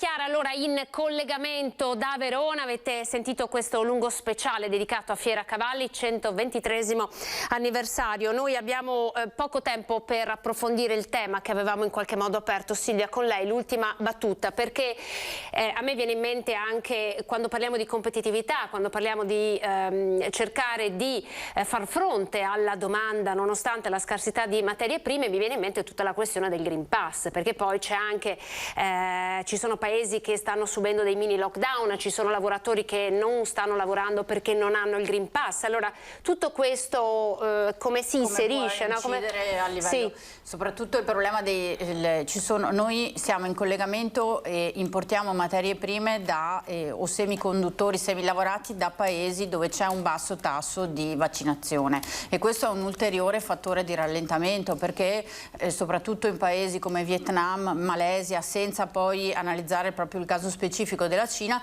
abbiamo avuto anche dei mini lockdown, quindi sono state fatte delle scelte politiche diverse. In Italia, anche se il Green Pass adesso è sempre più diffuso anche a livello europeo, possiamo dire che l'Italia è stata tra i primi paesi ad imporlo, soprattutto nei luoghi di lavoro, anche se adesso a ruota altri paesi europei lo stanno adottando.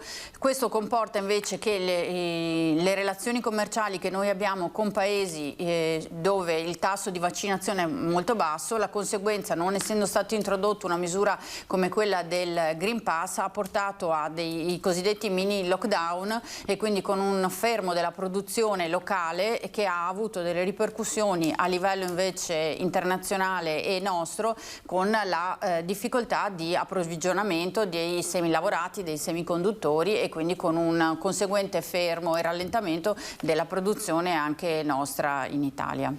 Silvia, grazie per il suo contributo con Fappi, con Simone Padoan collegato. Grazie a voi, abbiamo cercato di fare luce in questo tema piuttosto complesso e di cui si sta discutendo. Parlavamo ovviamente prima di energia, di competitività sostenibile, di energia della rete, un altro dei grandi temi di cui si sta discutendo al G20. Avremo sicuramente modo di parlarne ancora una volta. Grazie Silvia Sardena. Grazie, buona giornata. E grazie a Simone Padoan collegato con noi. Arrivederci Simone, grazie. Arrivederci. Allora dunque noi riprendiamo il filo dei nostri ragionamenti, potrebbe collegarsi tra poco di nuovo la nostra Chiara Gaiani, intanto andiamo in pubblicità.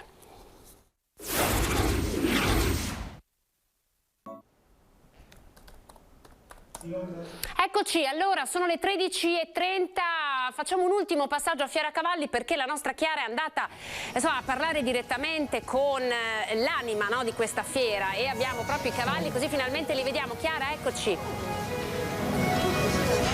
Sì, Anna, buongiorno, siamo con Giulia, una giovane allevatrice di Piovene Rocchette all'interno del padiglione 1. Non riusciamo a staccarci davvero una fiera, insomma, perché ci sono degli esemplari davvero molto particolari di cavalli, dei cavallini. Giulia, ce li racconti? Assolutamente, questi sono... La razza si chiama proprio Mini Pony, sono miniature horse, è una razza che viene importata dall'America. La particolarità è che sono proprio dei cavalli in miniatura, quindi tutte le proporzioni, tutte le fattezze sono proporzionati per dei cavalli in versione mignon. Ecco, questi cavalli che noi vediamo, che età possono avere? Che età hanno? Allora, questi sono nati tutti tra marzo ed aprile, quindi sono ancora dei puledri. Cresceranno ancora di qualche centimetro, ma appunto rimarranno sempre comunque così piccoli. Sono animali molto dolci. Infatti noi li vendiamo soprattutto magari alle fattorie didattiche che fanno i lavori con magari i ragazzi disabili, oppure come compagnia per i cavalli da gara, quindi magari da salto, da corsa, per i trasporti in trailer, queste cose qua, così da non stressare i cavalli. 2 di questi possono tirare un calessino, quindi...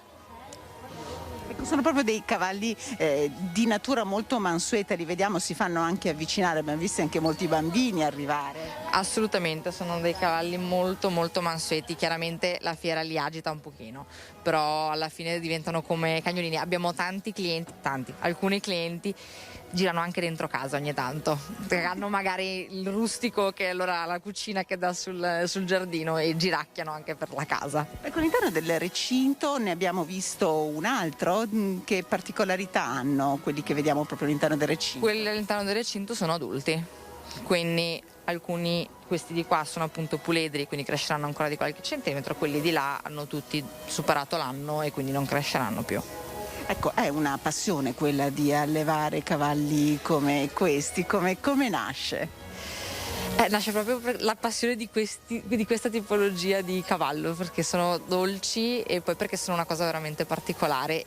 La ricerca è avere sempre il cavallino più piccolo, quindi trovare l'incrocio giusto per arrivare ad avere sempre il cavallo più piccolo, appunto la peculiarità di questa razza. Ecco, benissimo, ringraziamo Giulia, direi che davvero con queste immagini ci stacchiamo da Fiera Cavalli. Io e Federico Cibotto continueremo a cercare delle cose curiose che vi faremo vedere nei servizi di questa sera. Da Fiera Cavalli davvero adesso è tutto, ringrazio ancora il collega Federico Cibotto, ringrazio Giulia e restituisco la linea allo studio. Chiara Gagliani, Federico Cibotto, grazie per essere stati con noi per questa bella e lunga diretta in cui vi abbiamo un po' raccontato questo inizio. Fiera Cavalli ovviamente proseguirà per questi giorni, aperta ai visitatori, agli appassionati, insomma, per conoscere un mondo dagli esperti ma anche insomma ai neofiti, un mondo anche questo in continua evoluzione. Noi andiamo avanti con la nostra diretta e insomma adesso parliamo di bambini, giovani, giovanissimi, ne parliamo con il primario di pediatria di Treviso, il dottor Stefano Martellossi. Buongiorno dottore. Buongiorno Anna, buongiorno ai telespettatori. Io mi tolgo la mascherina, ho fatto il mio scanner del Green Pass, ho fatto la terza dose, siamo distanziati. Siamo distanziati, quindi è tutto a posto, no? Allora possiamo tornare alla normalità e possiamo fare un collegamento come eravamo abituati a fare. Tra l'altro lei ha nominato la terza dose, quindi si parte, no? Quindi sì. Dopo i fragili, dopo gli anziani delle case di riposo, tocca al personale sanitario. Assolutamente, per noi il personale sanitario è un obbligo, non solo un obbligo di legge, ma è anche un obbligo, secondo me, morale, professionale,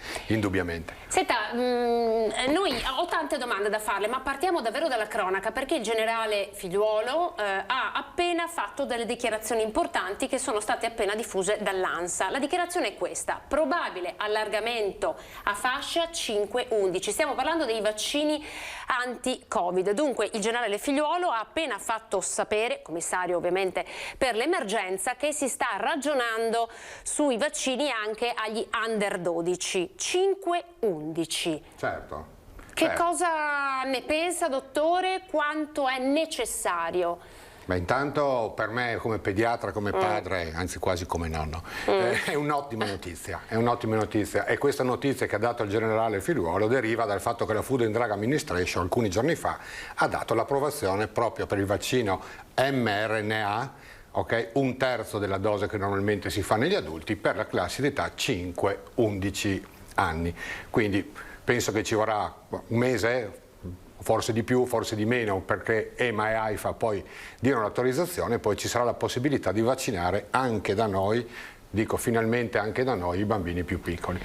Perché dico finalmente? Intanto partiamo da un dato, no? Chi ha bambini piccoli alla scuola elementare, medie, anche quelli che vanno alla scuola materna, vedono cosa sta succedendo in questi ultimi mesi, era quello che si poteva prevedere, ed era per questo che si auspicava questa possibilità di vaccinare anche bambini piccoli. Ormai il 30%, 35% dei contagi avvengono in età pediatrica, soprattutto sotto i 12, proprio perché una buona fascia della popolazione tra 12 e 16 è vaccinata, circa il 75%, si può e si deve migliorare, e il virus va dove trova le porte aperte, e quindi dove si trovano una popolazione, un cluster di popolazione non vaccinata che hanno una socialità, le scuole, lì chiaramente il virus ha la possibilità di diffondersi. L'abbiamo visto a Belluno, l'abbiamo visto in molte altre parti, ci sono molte classi in quarantena.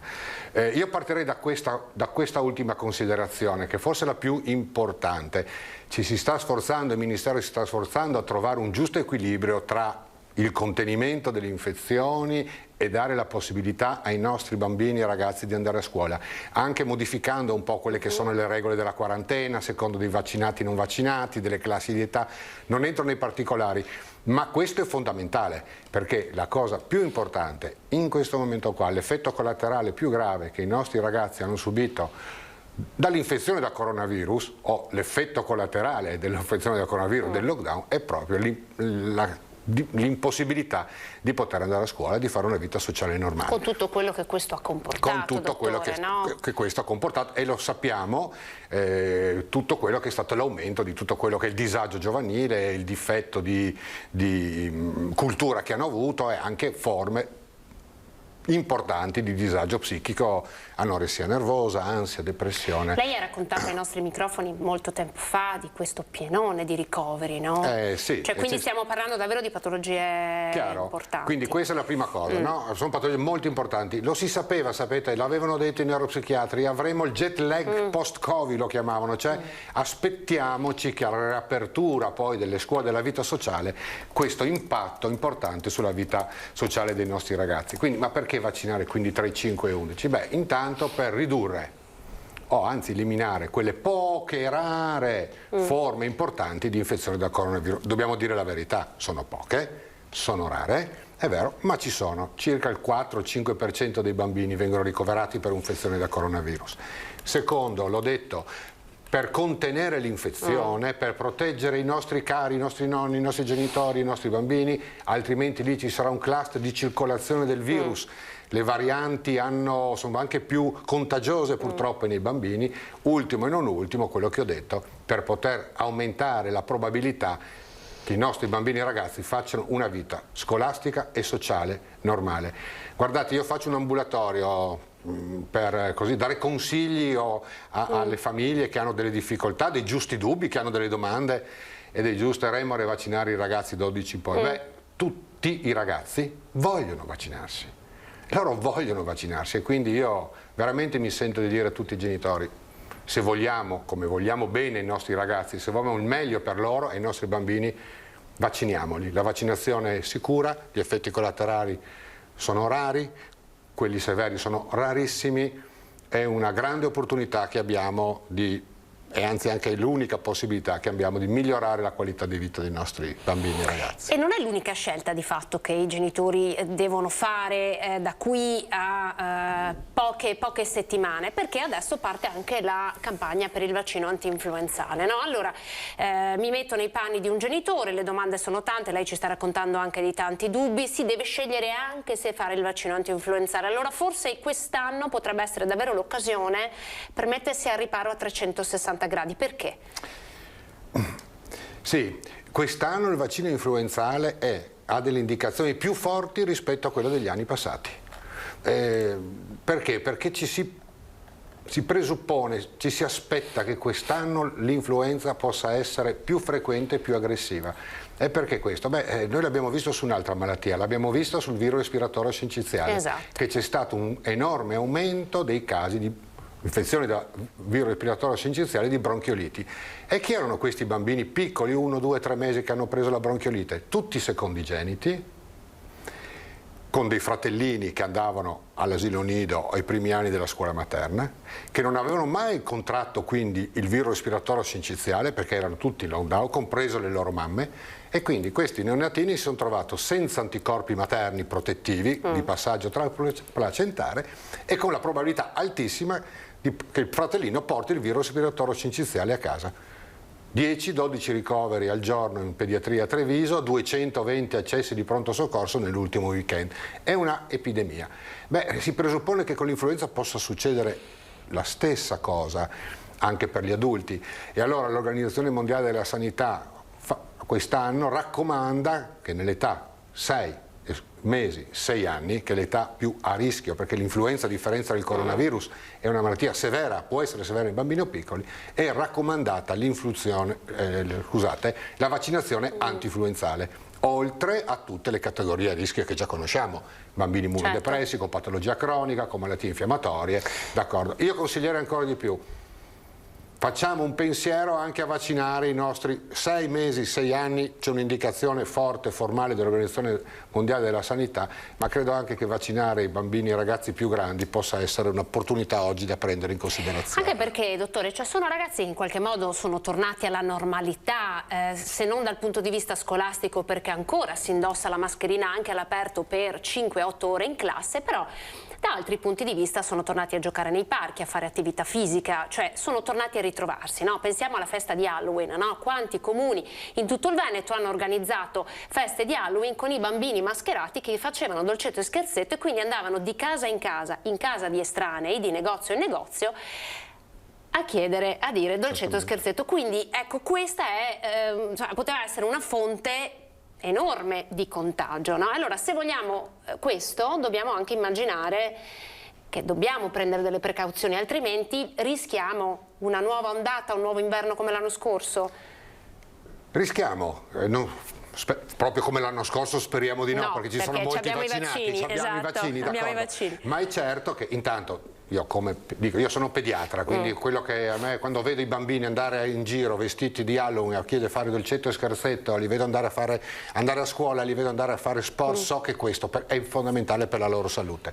Certo, l'ha detto, bisogna continuare ad avere alcune precauzioni, la mascherina a scuola bisognerà continuare a tenerla, in ospedale va continuata a tenerla, è importantissimo, anche sapete, per l'influenza, anche per il virus respiratorio sinciziale, mascherina e igiene delle mani sono la difesa anche contro gli altri virus, tanto che l'anno scorso non ne abbiamo visto neanche uno. Ok, ma lei dice benissimo, vogliamo che i nostri bambini e ragazzi possano e devono continuare a fare una vita normale? E vacciniamoli. Abbiamo la vaccinazione sicura, è passato attraverso tutte le sperimentazioni. Ecco, sottolineiamolo questo, dottore, perché se vogliamo sgomberare il campo dalle fake news, perché sono dietro l'angolo, no? È uno dei vaccini, è il miglior vaccino che abbiamo a disposizione. È un vaccino a mRNA molto purificato, non sono virus vivi attenuati, non ci sono vettori virali, è un vaccino eccezionale. Io dico quello che dico anche ai genitori, dovremmo essere tutti come orgogliosi di vivere in una società che grazie alla libertà di pensiero, al potere anche economico che abbiamo, ai grandi scienziati, in tempo così breve abbiamo avuto un vaccino che è il massimo. Però non è stato abbastanza usato, bisogna aspettare anni. Io non voglio essere banale, ma è così. Ma se io vado a comprare un'auto nuova, non è che non compro l'ultimo modello con tutti i ritrovati della tecnica e preferisco quello di 10 anni fa perché non so se le luci lampeggianti funzionerà. Fidiamoci. Il vaccino è un vaccino sicuro. Una tecnologia resterà nella storia dell'umanità della medicina, a questo momento i nostri ragazzi lo studieranno, perché per la prima volta che l'umanità è stata in grado di contrastare in maniera efficace una pandemia, è la prima volta. Senta, il nuovo protocollo, no, in classe, non entriamo nel merito, però l'ha nominato anche lei, quindi ci stiamo aggiornando anche da questo punto di vista, certo. Quindi tra vaccinati e non vaccinati, a me viene in mente ad esempio il caso dell'Austria, paese che per primo sta ipotizzando di far fare il lockdown solo ai non vaccinati, cioè qua si comincia a dividere chi ha un certo tipo di protezione e chi non ce l'ha. Il nuovo protocollo voluto dal governo in qualche modo vuole accorciare il più possibile la quarantena per i ragazzi, anche perché lei ce lo conferma, sono tante le classi in quarantena, sono tantissimi i contagi ormai, sì. No? Allora, cosa ne pensa di questa nuova modalità? Credo sia giusto, deriva da delle motivazioni scientifiche, ok, la possibilità di infettarsi e di essere contagioso in chi è vaccinato è molto minore rispetto a chi vaccinato non è, quindi differenziare, diciamo, seconda e dell'età, perché il nuovo protocollo differenzia secondo dell'età e secondo della vaccinazione, secondo di quanti bambini poi all'interno della classe sono infettati. È abbastanza, diciamo così, sì, tra virgolette un po' complicato, ma per semplificare, se uno è vaccinato farà la sua quarantena di 7 giorni, se ci sono 3 casi in classe, se invece non è vaccinato dovrà farla di 10 giorni. Mi sembra ragionevole, proprio per ridurre il rischio che ci siano degli altri contagi. Allora qua io spero che queste cose ci sia sempre meno bisogno, e perché ci sia sempre meno bisogno di limitazioni delle nostre libertà di movimento a cui giustamente teniamo, siamo una società libera e pretendiamo, ed è giusto, di poter essere liberi, abbiamo il metodo, vacciniamoci. Lei ha detto una cosa interessante, i ragazzi vogliono vaccinarsi, no? Quindi ovviamente però sono i genitori a scegliere, soprattutto finché non hanno raggiunto la maggiore età, dunque è sui genitori forse che dobbiamo intervenire. Devo anche dirle che delle varie manifestazioni Novax di cui abbiamo raccontato in questi giorni, a molte manifestazioni noi abbiamo visto genitori coinvolgere bambini, cioè bambini essere in mezzo a queste persone, centinaia di persone senza mascherina. Sappiamo che il focolaio di Trieste è nato per questo. Ecco, anche qui, se la sente di lanciare un appello, dottore. Mi vengono un po' i brividi, devo dire la verità, nel senso che noi dobbiamo partire da un concetto, no? Che il bambino è una persona, ok? E ha dei diritti. I genitori hanno il dovere, ok, di accudire e di fare in maniera che questa persona abbia i suoi diritti, ma è una persona. Coinvolgere un minore che non è in grado di decidere su decisioni genitoriali di questo tipo e mettere a rischio un contagio, io credo che sia un grave errore. Fatelo senza i bimbi, almeno fatelo senza i bambini, perché questo non va bene, non è una libertà, questo è togliere una libertà a una persona che non ha ancora le capacità, certo, oppure la possibilità legislativa di decidere per se stesso. Ancora una cosa voglio dire, una delle cose che ho imparato in questi colloqui che faccio con i genitori, intanto che molti genitori vengono con dei dubbi legittimi, dobbiamo parlare alla gente, non dobbiamo discriminare, dobbiamo contrastare chi va in piazza dicendo fake news, ma dobbiamo aiutare chi, e sono molti invece, hanno dei dubbi che sono anche legittimi. Io su questo dico anche una cosa, qui sono 2 genitori e un ragazzo di 15 anni e sono 3 persone. L'opinione di un ragazzo di 15 anni, di 12, non è che non conta nulla, bisogna tenerne conto nella decisione se vaccinare o non vaccinare. Questo dico ai genitori, ascoltateli, ascoltiamo i nostri ragazzi, ascoltiamoli, perché le loro motivazioni alla vaccinazione apparentemente futili, voglio andare a scuola, a scuola magari un po' meno, non scherzo, voglio andare a sport, voglio andare fuori con gli amici, mangiare la pizza, al cinema, voglio andare fuori con la fidanzata. Non sono motivazioni futili, sono motivazioni fondamentali per una vita sana di un ragazzo adolescente. Ascoltiamoli e decidiamo assieme a loro. E siccome l'arma migliore probabilmente per combattere le fake news sono i dati, no? Noi abbiamo i dati dei contagi, no? I contagiati all'85%, poi lei mi deve correggere se ho sbagliato, sono di persone non vaccinate. Immagino che la stessa proporzione possa essere adattata anche ai giovani, no? Certo, certamente. Io dico, ma chi non si vaccina oggi, prima o poi il coronavirus lo prende, punto. Cioè, purtroppo si prende qualche volta anche se si è vaccinati, perché lo sappiamo, d'accordo? Ma quello che anche va compreso è che più siamo vaccinati, più diminuisce la probabilità anche personale di vaccinarsi. Cioè, se io mi vaccino unico contro il coronavirus, sì, diminuisco il mio rischio di morte, d'accordo? Ma non tanto il rischio di contagiarmi, ma se ci vacciniamo tutti, oltre a quello che ci interessa di più, ridurre la mortalità e la morbidità, otteniamo anche un contenimento efficace del contagio. E poi adesso a chi protesta dice noi non intendiamo essere cavi, non vogliamo sperimentare. Beh, ma faccio una battuta, ma allora sono il nostro gruppo controllo. È il nostro gruppo controllo, perché noi ormai sappiamo che se una cluster di popolazioni non vaccinate si incontra senza rispettare le distanze e senza la mascherina e anche gridando vicino all'altro, beh, lì vediamo che i contagi hanno un picco enorme. Quindi loro ci hanno dimostrato, se ce n'era bisogno, che distanziamento, mascherine e vaccinazioni sono fondamentali per il contenimento dell'infezione. Purtroppo non lo capiscono, hanno paura di essere vaccinati a tradimento quando sono in terapia intensiva. È uno scoglio difficile, ma loro sono il gruppo controllo. E poi ci sono, la domanda più frequente adesso tra i genitori è: ma quando mio figlio potrà togliere la mascherina? La risposta è tutta qui, la stiamo dando, la risposta è questa: se remiamo tutti nella stessa direzione, dottore, allora sì che potranno togliere la mascherina. Per forza, io credo che per questo inverno non se ne parli, questo per forza. Adesso arriviamo appena, diciamo, nel momento in cui la diffusione potrebbe ancora aumentare, sui primi freddi si sta più in casa, si sta meno fuori, però è auspicabile che se raggiungiamo quell'85-90% di vaccinazione, e per arrivare a quell'obiettivo dobbiamo vaccinare anche i bambini, che sono 6 milioni, 7 milioni tra i 5 e i 11 anni in Italia, ok? È possibile che il prossimo anno, nella prossima primavera, vaccinazioni al 90%, bel tempo, ci permetta di tornare a una quasi normalità. Detto questo, però, ricordiamoci, abbiamo imparato una cosa.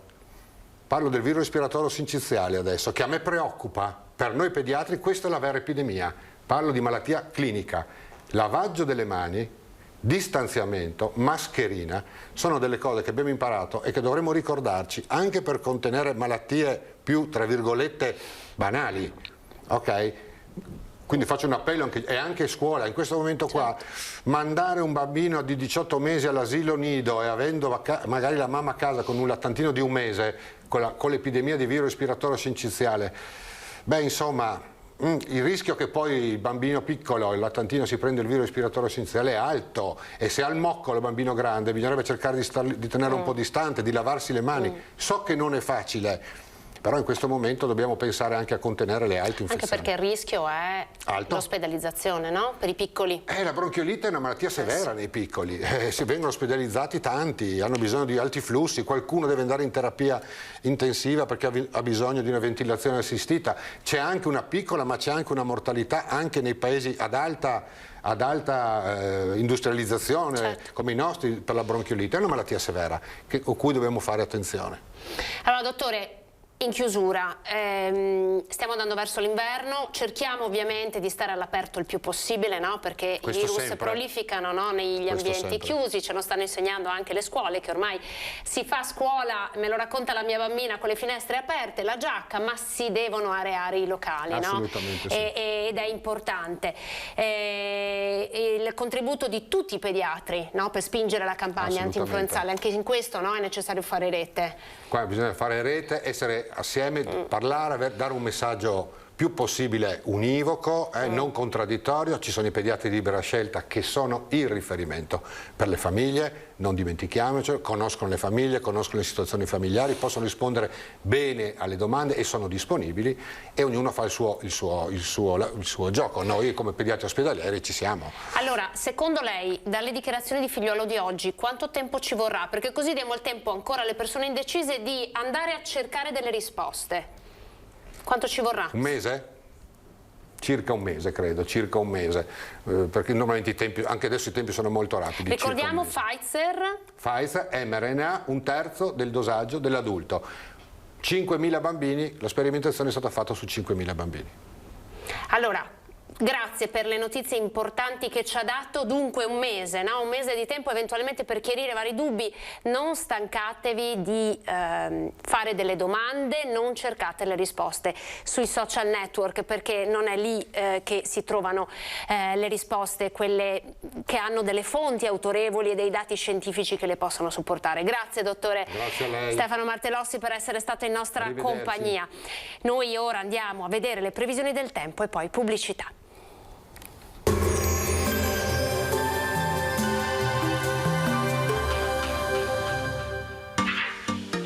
Tremonti, attrezzature e materiale per saldatura professionale a Montebelluna.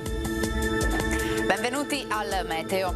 La perturbazione se ne va dal nostro territorio, pressione atmosferica ancora debole ma contesto in miglioramento. Vediamo il dettaglio di giovedì 4 novembre. Sul Veneto fino al mattino precipitazioni sparse sui rilievi e locali fenomeni residui in pianura, specie su quelle più a est. Dalle ore centrali fenomeni generalmente assenti, nuvolosità in attenuazione con ampie schiarite soleggiate. Venti deboli occidentali, temperature stazionarie. Minime tra 3 e 9 gradi, massime comprese invece tra i 13 e i 16 gradi. Ci spostiamo ora sul Friuli Venezia Giulia, anche in questo caso inizialmente avremo qualche occasionale piovasco a carattere sparso, a seguire invece bel tempo. Temperature minime tra 7 e 12 gradi, massime sui 16-17 gradi. Infine ci spostiamo sul Trentino Alto Adige, dove avremo qualche temporale mattutino, ma con il passare delle ore sarà più asciutto e soleggiato. Temperature minime intorno ai 2 gradi, massime sui 10-11 gradi all'incirca. Dal meteo per ora è tutto, vi auguro come sempre un buon proseguimento in compagnia di Antena 3.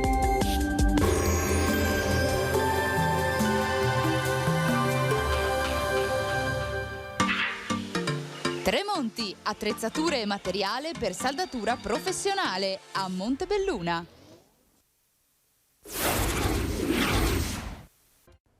Sono le 14, buongiorno, ben ritrovati, prima edizione di Antenna 3. Avete visto in apertura, vi abbiamo fatto vedere l'inaugurazione di Fiera Cavalli, la fiera più importante, una delle più importanti di Verona, l'assessore al turismo Federico Caneri, il presidente Luca Zaia al taglio del nastro, oltre ovviamente al sindaco di Verona Federico Sbuarina e poi tutti gli attori di questo grande evento. Abbiamo seguito in diretta il taglio del nastro, poi abbiamo parlato con il primario di pediatria dell'ospedale di Treviso della prima dose per i bambini dai 5 agli 11 anni, perché oggi è arrivata la notizia del commissario per l'emergenza, il generale Figliuolo, che ha detto che probabilmente entro un mese la vaccinazione sarà aperta anche a questa fascia di età. Allora andiamo a vedere, proprio perché lo stesso dottor Martellossi ci ha raccontato di essersi appena fatto la terza dose, quindi ha ricordato quanto sia importante continuare questo percorso di immunizzazione, proprio perché gli anticorpi che abbiamo potuto avere con il vaccino vanno via via scemando. Allora andiamo allo IOV, dove ci sono i pazienti più fragili, i pazienti oncologici. Facciamo il punto sulla campagna di vaccinazione proprio a quei pazienti. Cure mai interrotte, come mai si è fermato il dialogo tra pazienti e operatori sanitari dell'Istituto Oncologico Veneto.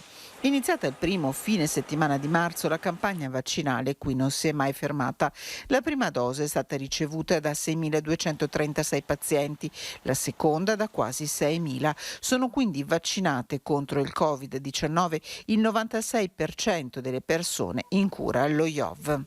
C'è stato un grande lavoro da parte degli oncologi nel contattare i singoli pazienti, perché sono stati chiamati uno a uno. È stata valutata dal medico la data, il momento in cui era più opportuno per il paziente essere sottoposto a vaccinazione, ma c'è stata anche una grande sensibilità dei pazienti e dei loro familiari ad aderire. L'istituto è partito con 2 fine settimana di ottobre anche con la dose booster, la terza dose. Sono 5.000 pazienti in cura che hanno indicazione a riceverla. L'adesione evidentemente in questo momento è più bassa rispetto a quella che è stata per la prima e la seconda dose, siamo attorno al 56%. ma alcune persone hanno dichiarato che avrebbero voluto riflettere ulteriormente. Adesso metteremo in atto una modalità interna di ricordo a queste persone. Non vaccinati sono 31 operatori dello IOV, dove entro fine anno si conta di recuperare tutte le prestazioni sospese causa Covid. Torniamo al caso Petrillo. L'ULSS chiederà i danni all'assistente sociale Novax, che è già stata condannata dalla Corte dei Conti a risarcire 550.000 euro all'azienda sanitaria universitaria di Udine. L'ULSS 2 sta quantificando i danni da chiedere all'ex assistente sociale Manuela Petrillo, la 38enne di Spresiano, licenziata dall'azienda sanitaria per le finte vaccinazioni. La donna è accusata di peculato, omissioni dati d'ufficio e falsità in dichiarazioni per non aver somministrato tra il 2009 e il 2016, durante il periodo in cui era in servizio alla ASL di Codroipo e Treviso, vaccini a circa 8.000 pazienti, in stragrande maggioranza bambini. Già condannata dalla Corte d'Appello a risarcire 550.000 euro all'azienda sanitaria universitaria di Udine, sentenza che avrà validità al termine del processo penale. Vista anche poi come si è mosso il Friuli, credo che anche noi andremo a fare la medesima cosa.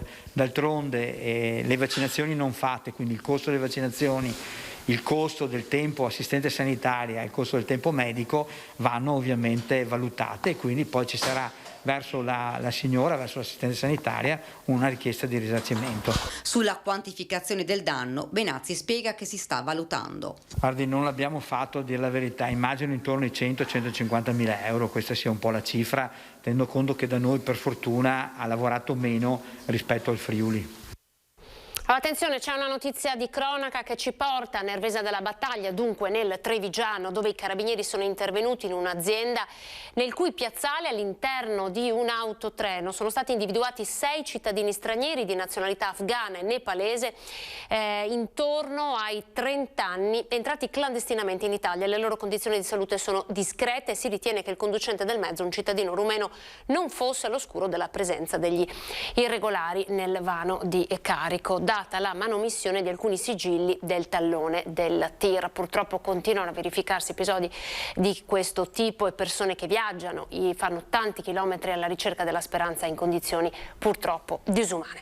Allora, vi facciamo vedere un altro servizio che vi racconta delle piazze, no? Le manifestazioni No Green Pass. A partire da Trieste, in tanti, oggi tanti sindaci ma anche prefetture stanno decidendo di vietare le piazze principali per evitare questo tipo di manifestazioni, ma anche affinché possa essere evitato la diffusione del virus, perché come abbiamo visto con Trieste, dove pochi giorni dopo la manifestazione c'è stato uno dei primi focolai, l'obiettivo è evitare gli assembramenti, non impedire alle persone di manifestare, ma evitare gli assembramenti. E tra poco vi parleremo delle piazze, cercheremo di fare un ragionamento un po' più ampio legato proprio alle piazze. Intanto andiamo a vedere l'appello dell'Ascom di Treviso, che chiede di vietare le manifestazioni nelle piazze dei No Green Pass, soprattutto nel periodo natalizio.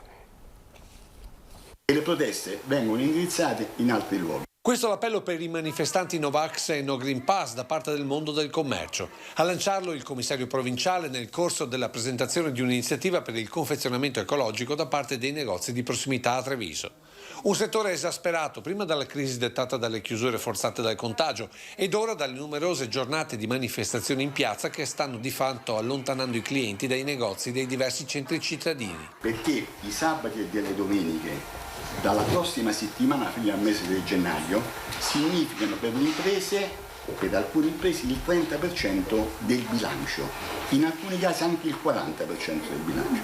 Quindi se protesti come pare, fate le proteste che volete, ma non bloccate i centri storici, perché significherebbe dare l'ultima mazzata a quello che è l'identità di questa città. Per questo il comparto plaude alla decisione presa ieri dal sindaco di Treviso di vietare Piazza dei Signori alle manifestazioni. A Milano abbiamo fatto una specie di... Confcommercio ha fatto un appello alle imprese, alla politica, all'amministrazione, perché ci si permetta di lavorare. Devo dire che il sindaco ha anticipato, almeno qui a Treviso, spero che la stessa cosa facciano in tutta la Marca trevigiana.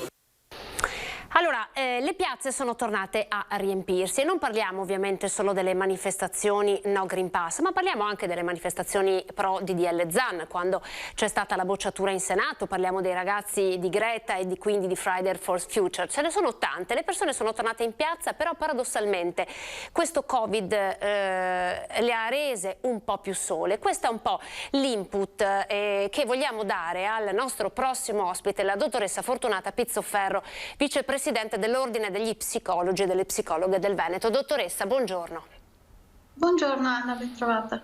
Grazie, allora grazie per essere con noi e per aver in qualche modo accettato di prendere questo spunto, perché noi giornalisticamente parlando le stiamo raccontando queste piazze, provando a dare loro voce. Che cosa sono? Cioè, possiamo raccontare questa piazza, che cosa rappresenta? Questo bisogno di ritrovarsi, questo bisogno di riunirsi, nonostante poi le piazze, e questo lo stiamo vedendo perché ce lo dicono i dati scientifici, creino dei focolai di Covid. Quindi abbiamo vissuto per anni, quasi 2 anni, senza dover fare assembramenti, e oggi stiamo vedendo una piazza dietro l'altra, ripeto, non solo no Green Pass, ma anche insomma per il DDL Zan. Allora dottoressa, ma chi c'è in questa piazza? Beh, sicuramente non si può fare tutt'uno di tutte le piazze, perché ci sono piazze arrabbiate e piazze che invece portano avanti delle voci un po' più composte di cambiamento. Da una parte sicuramente tutte queste manifestazioni di piazza, soprattutto quelle più arrabbiate, sono un po' frutto della comunicazione che c'è stata negli ultimi 2 anni incentrate sulla paura. Dobbiamo pensare che la reazione istintiva alla paura è fatta di paralisi, attacco e fuga. Quindi noi abbiamo passato la prima fase di paralisi, quella in cui si stava zitti e fermi in casa, ubbidienti. Dopo però, se continuiamo a incentrare tutto sulla paura, viene appunto la parte di attacco e fuga, quindi di protesta, di rottura, oppure di cercare di evitare le regole con degli escamotage. Mentre ci sono altri tipi di piazze nelle quali appunto si vuole far sentire la propria voce, ma non con un intento di rottura, ma con un intento di cambiamento. Quindi ricordiamoci che le piazze sono anche qualcosa di positivo, derivano dall'antica agorà, laddove si ritrovava la popolazione per discutere temi politici, quindi è anche un bene che la piazza possa essere ripresa in mano e possa essere il centro del dibattito. Secondo lei dietro queste piazze c'è anche un bisogno, la manifestazione di un bisogno di essere riconosciuti, di tornare ad essere visti? Beh, sicuramente sì, perché appunto molti di noi hanno dovuto stare chiusi in casa in secondo piano, in silenzio, ed è stato anche, devo dire, accettato dalla gran parte della popolazione.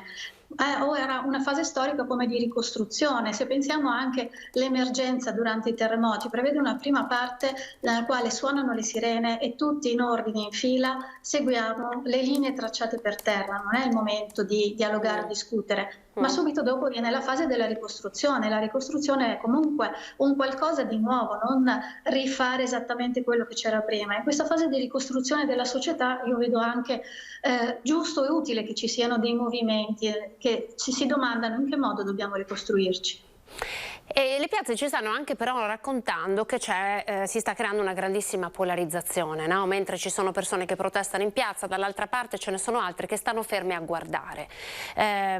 Possiamo davvero pensare che siamo in una fase di polarizzazione, di tensione sociale così grande? E secondo lei, adesso è appena arrivata la notizia diffusa dal generale Figliuolo che apriranno tra un mese i vaccini per i ragazzini dai 5 agli 11 anni. Guardi, è una notizia che abbiamo saputo in questo momento. Quindi noi immaginiamo che ci saranno nuove piazze dove abbiamo visto portare anche bambini di protesta, e il tema verrà ancora di più polarizzato.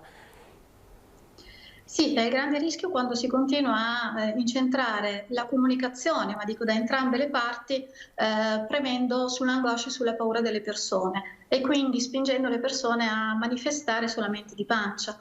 Quindi vedo purtroppo il rischio da entrambe le fazioni, dei pro Green Pass, no Green Pass, pro Vax e Novax, spesso a fare un muro contro un muro e a incentrare tutto sulla paura, sulle catastrofi alle quali andiamo incontro. Se invece iniziassimo, dopo ormai 2 anni di pandemia, a pensare che non abbiamo di fronte semplicemente il nulla della paura, ma abbiamo di fronte un problema che deve trovare delle soluzioni, allora forse molti potrebbero interfacciarsi con questi movimenti di piazza e anche dialogare tra di loro, seguendo di meno queste voci molto polarizzanti. Infatti parallelamente sta succedendo, questo è un altro dato, no, di cui siamo a disposizione, succede che la produzione di farmaci come ansiolitici e antidepressivi negli ultimi 2 anni si è raddoppiata. Dunque ci stiamo radunando, ci stiamo ritrovando, abbiamo anche forse bisogno della piazza, ma non siamo un po' più soli?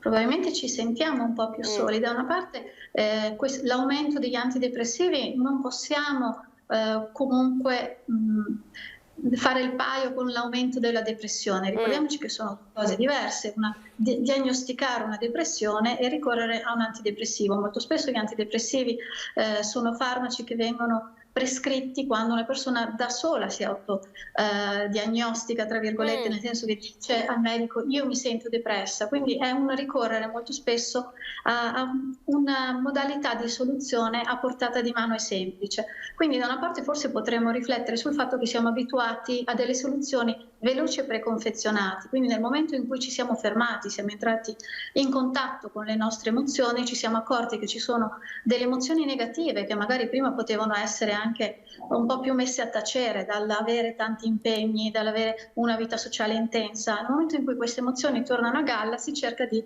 affrontarle in una maniera quantomeno un po' magica, no? La pillola che risolve tutto. Quindi dovremmo magari anche cominciare ad accettare e rielaborare queste emozioni che non sono negative, che non sono sempre una depressione, ma sono un umore basso, una riflessione o sono le spie di qualcosa nella nostra vita che andava cambiata.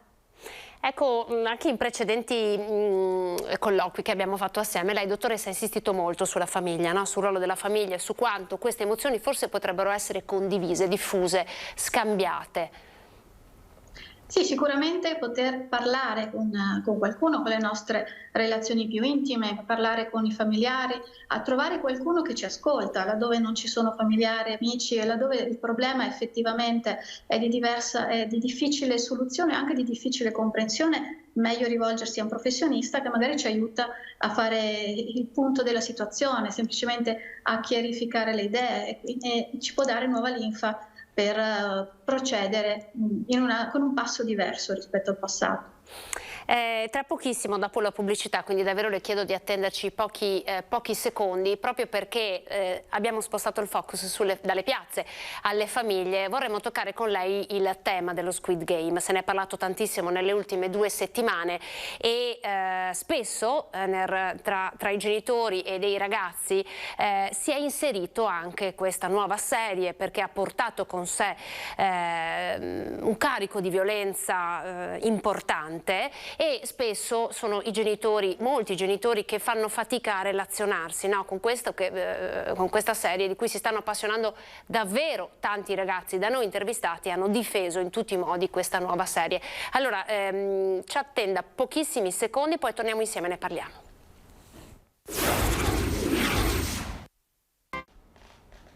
Eccoci, ben ritrovati di nuovo con prima edizione di Antenna 3. Allora, il focus dell'argomento è questo: Squid Game, serie TV coreana, dove una serie, tante persone, diciamo gli ultimi miserabili, se così li possiamo definire, si sfidano proprio attraverso dei giochi di una volta, per riuscire a vincere un montepremi. Il problema è che la sfida, al termine della sfida, chi non dovesse vincere muore, quindi viene di fatto ucciso. Quindi una serie molto violenta. Ne stiamo parlando con la dottoressa Fortunata Pizzoferro. Ancora ben ritrovata, dottoressa. Buongiorno, eccoci qua. Allora, partiamo da qui. Perché Squid Game è diventato un fenomeno secondo lei? Cioè, perché ha realizzato tutte queste visualizzazioni in così poco tempo? Ho sentito dire molto spesso, Anna, che questa serie ha turbato i bambini. Io mi domando se in realtà questa serie non abbia turbato i genitori.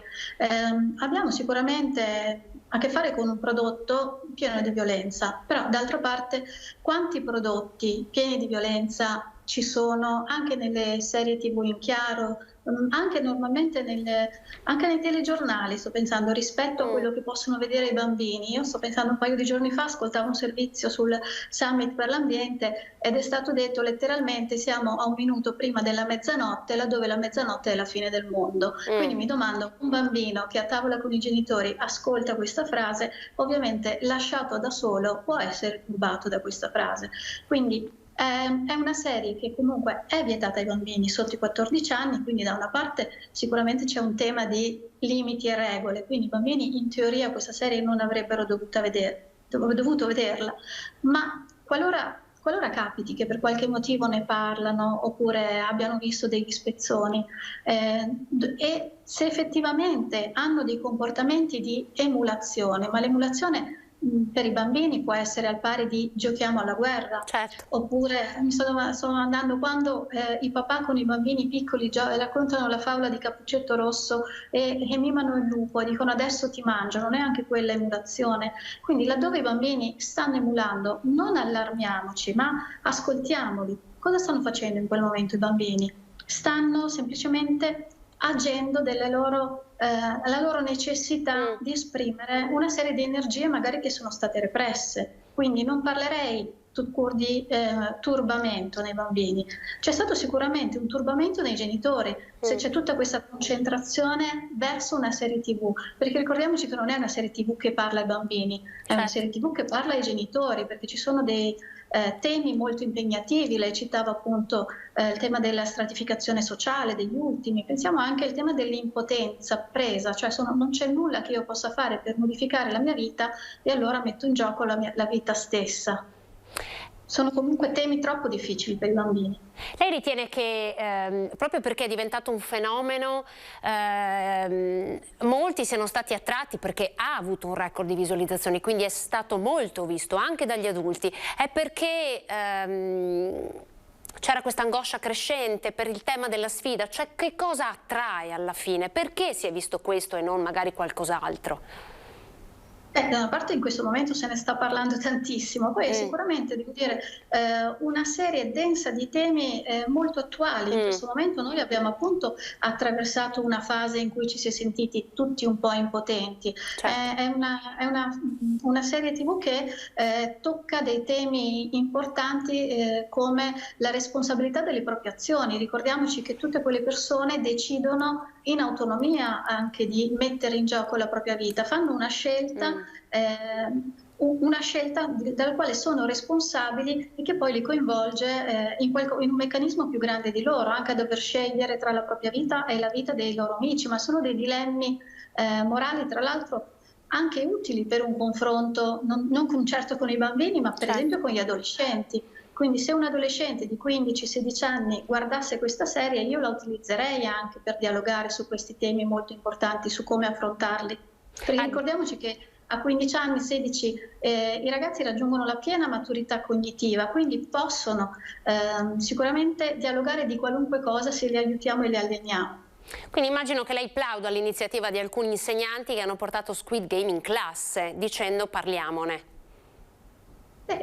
Non dico che debbano farlo tutti, ma se un insegnante si sente di farlo e ha un pensiero dietro questa cosa, non ci vedo nulla di male. L'importante quando si fanno delle azioni sia con i bambini che con gli adolescenti è avere un pensiero retrostante del perché lo sto facendo e dove voglio andare. Quindi quando chi ha criticato questa serie definendola una serie che ha un impatto educativo molto forte sui ragazzi, secondo lei che cosa ha sbagliato?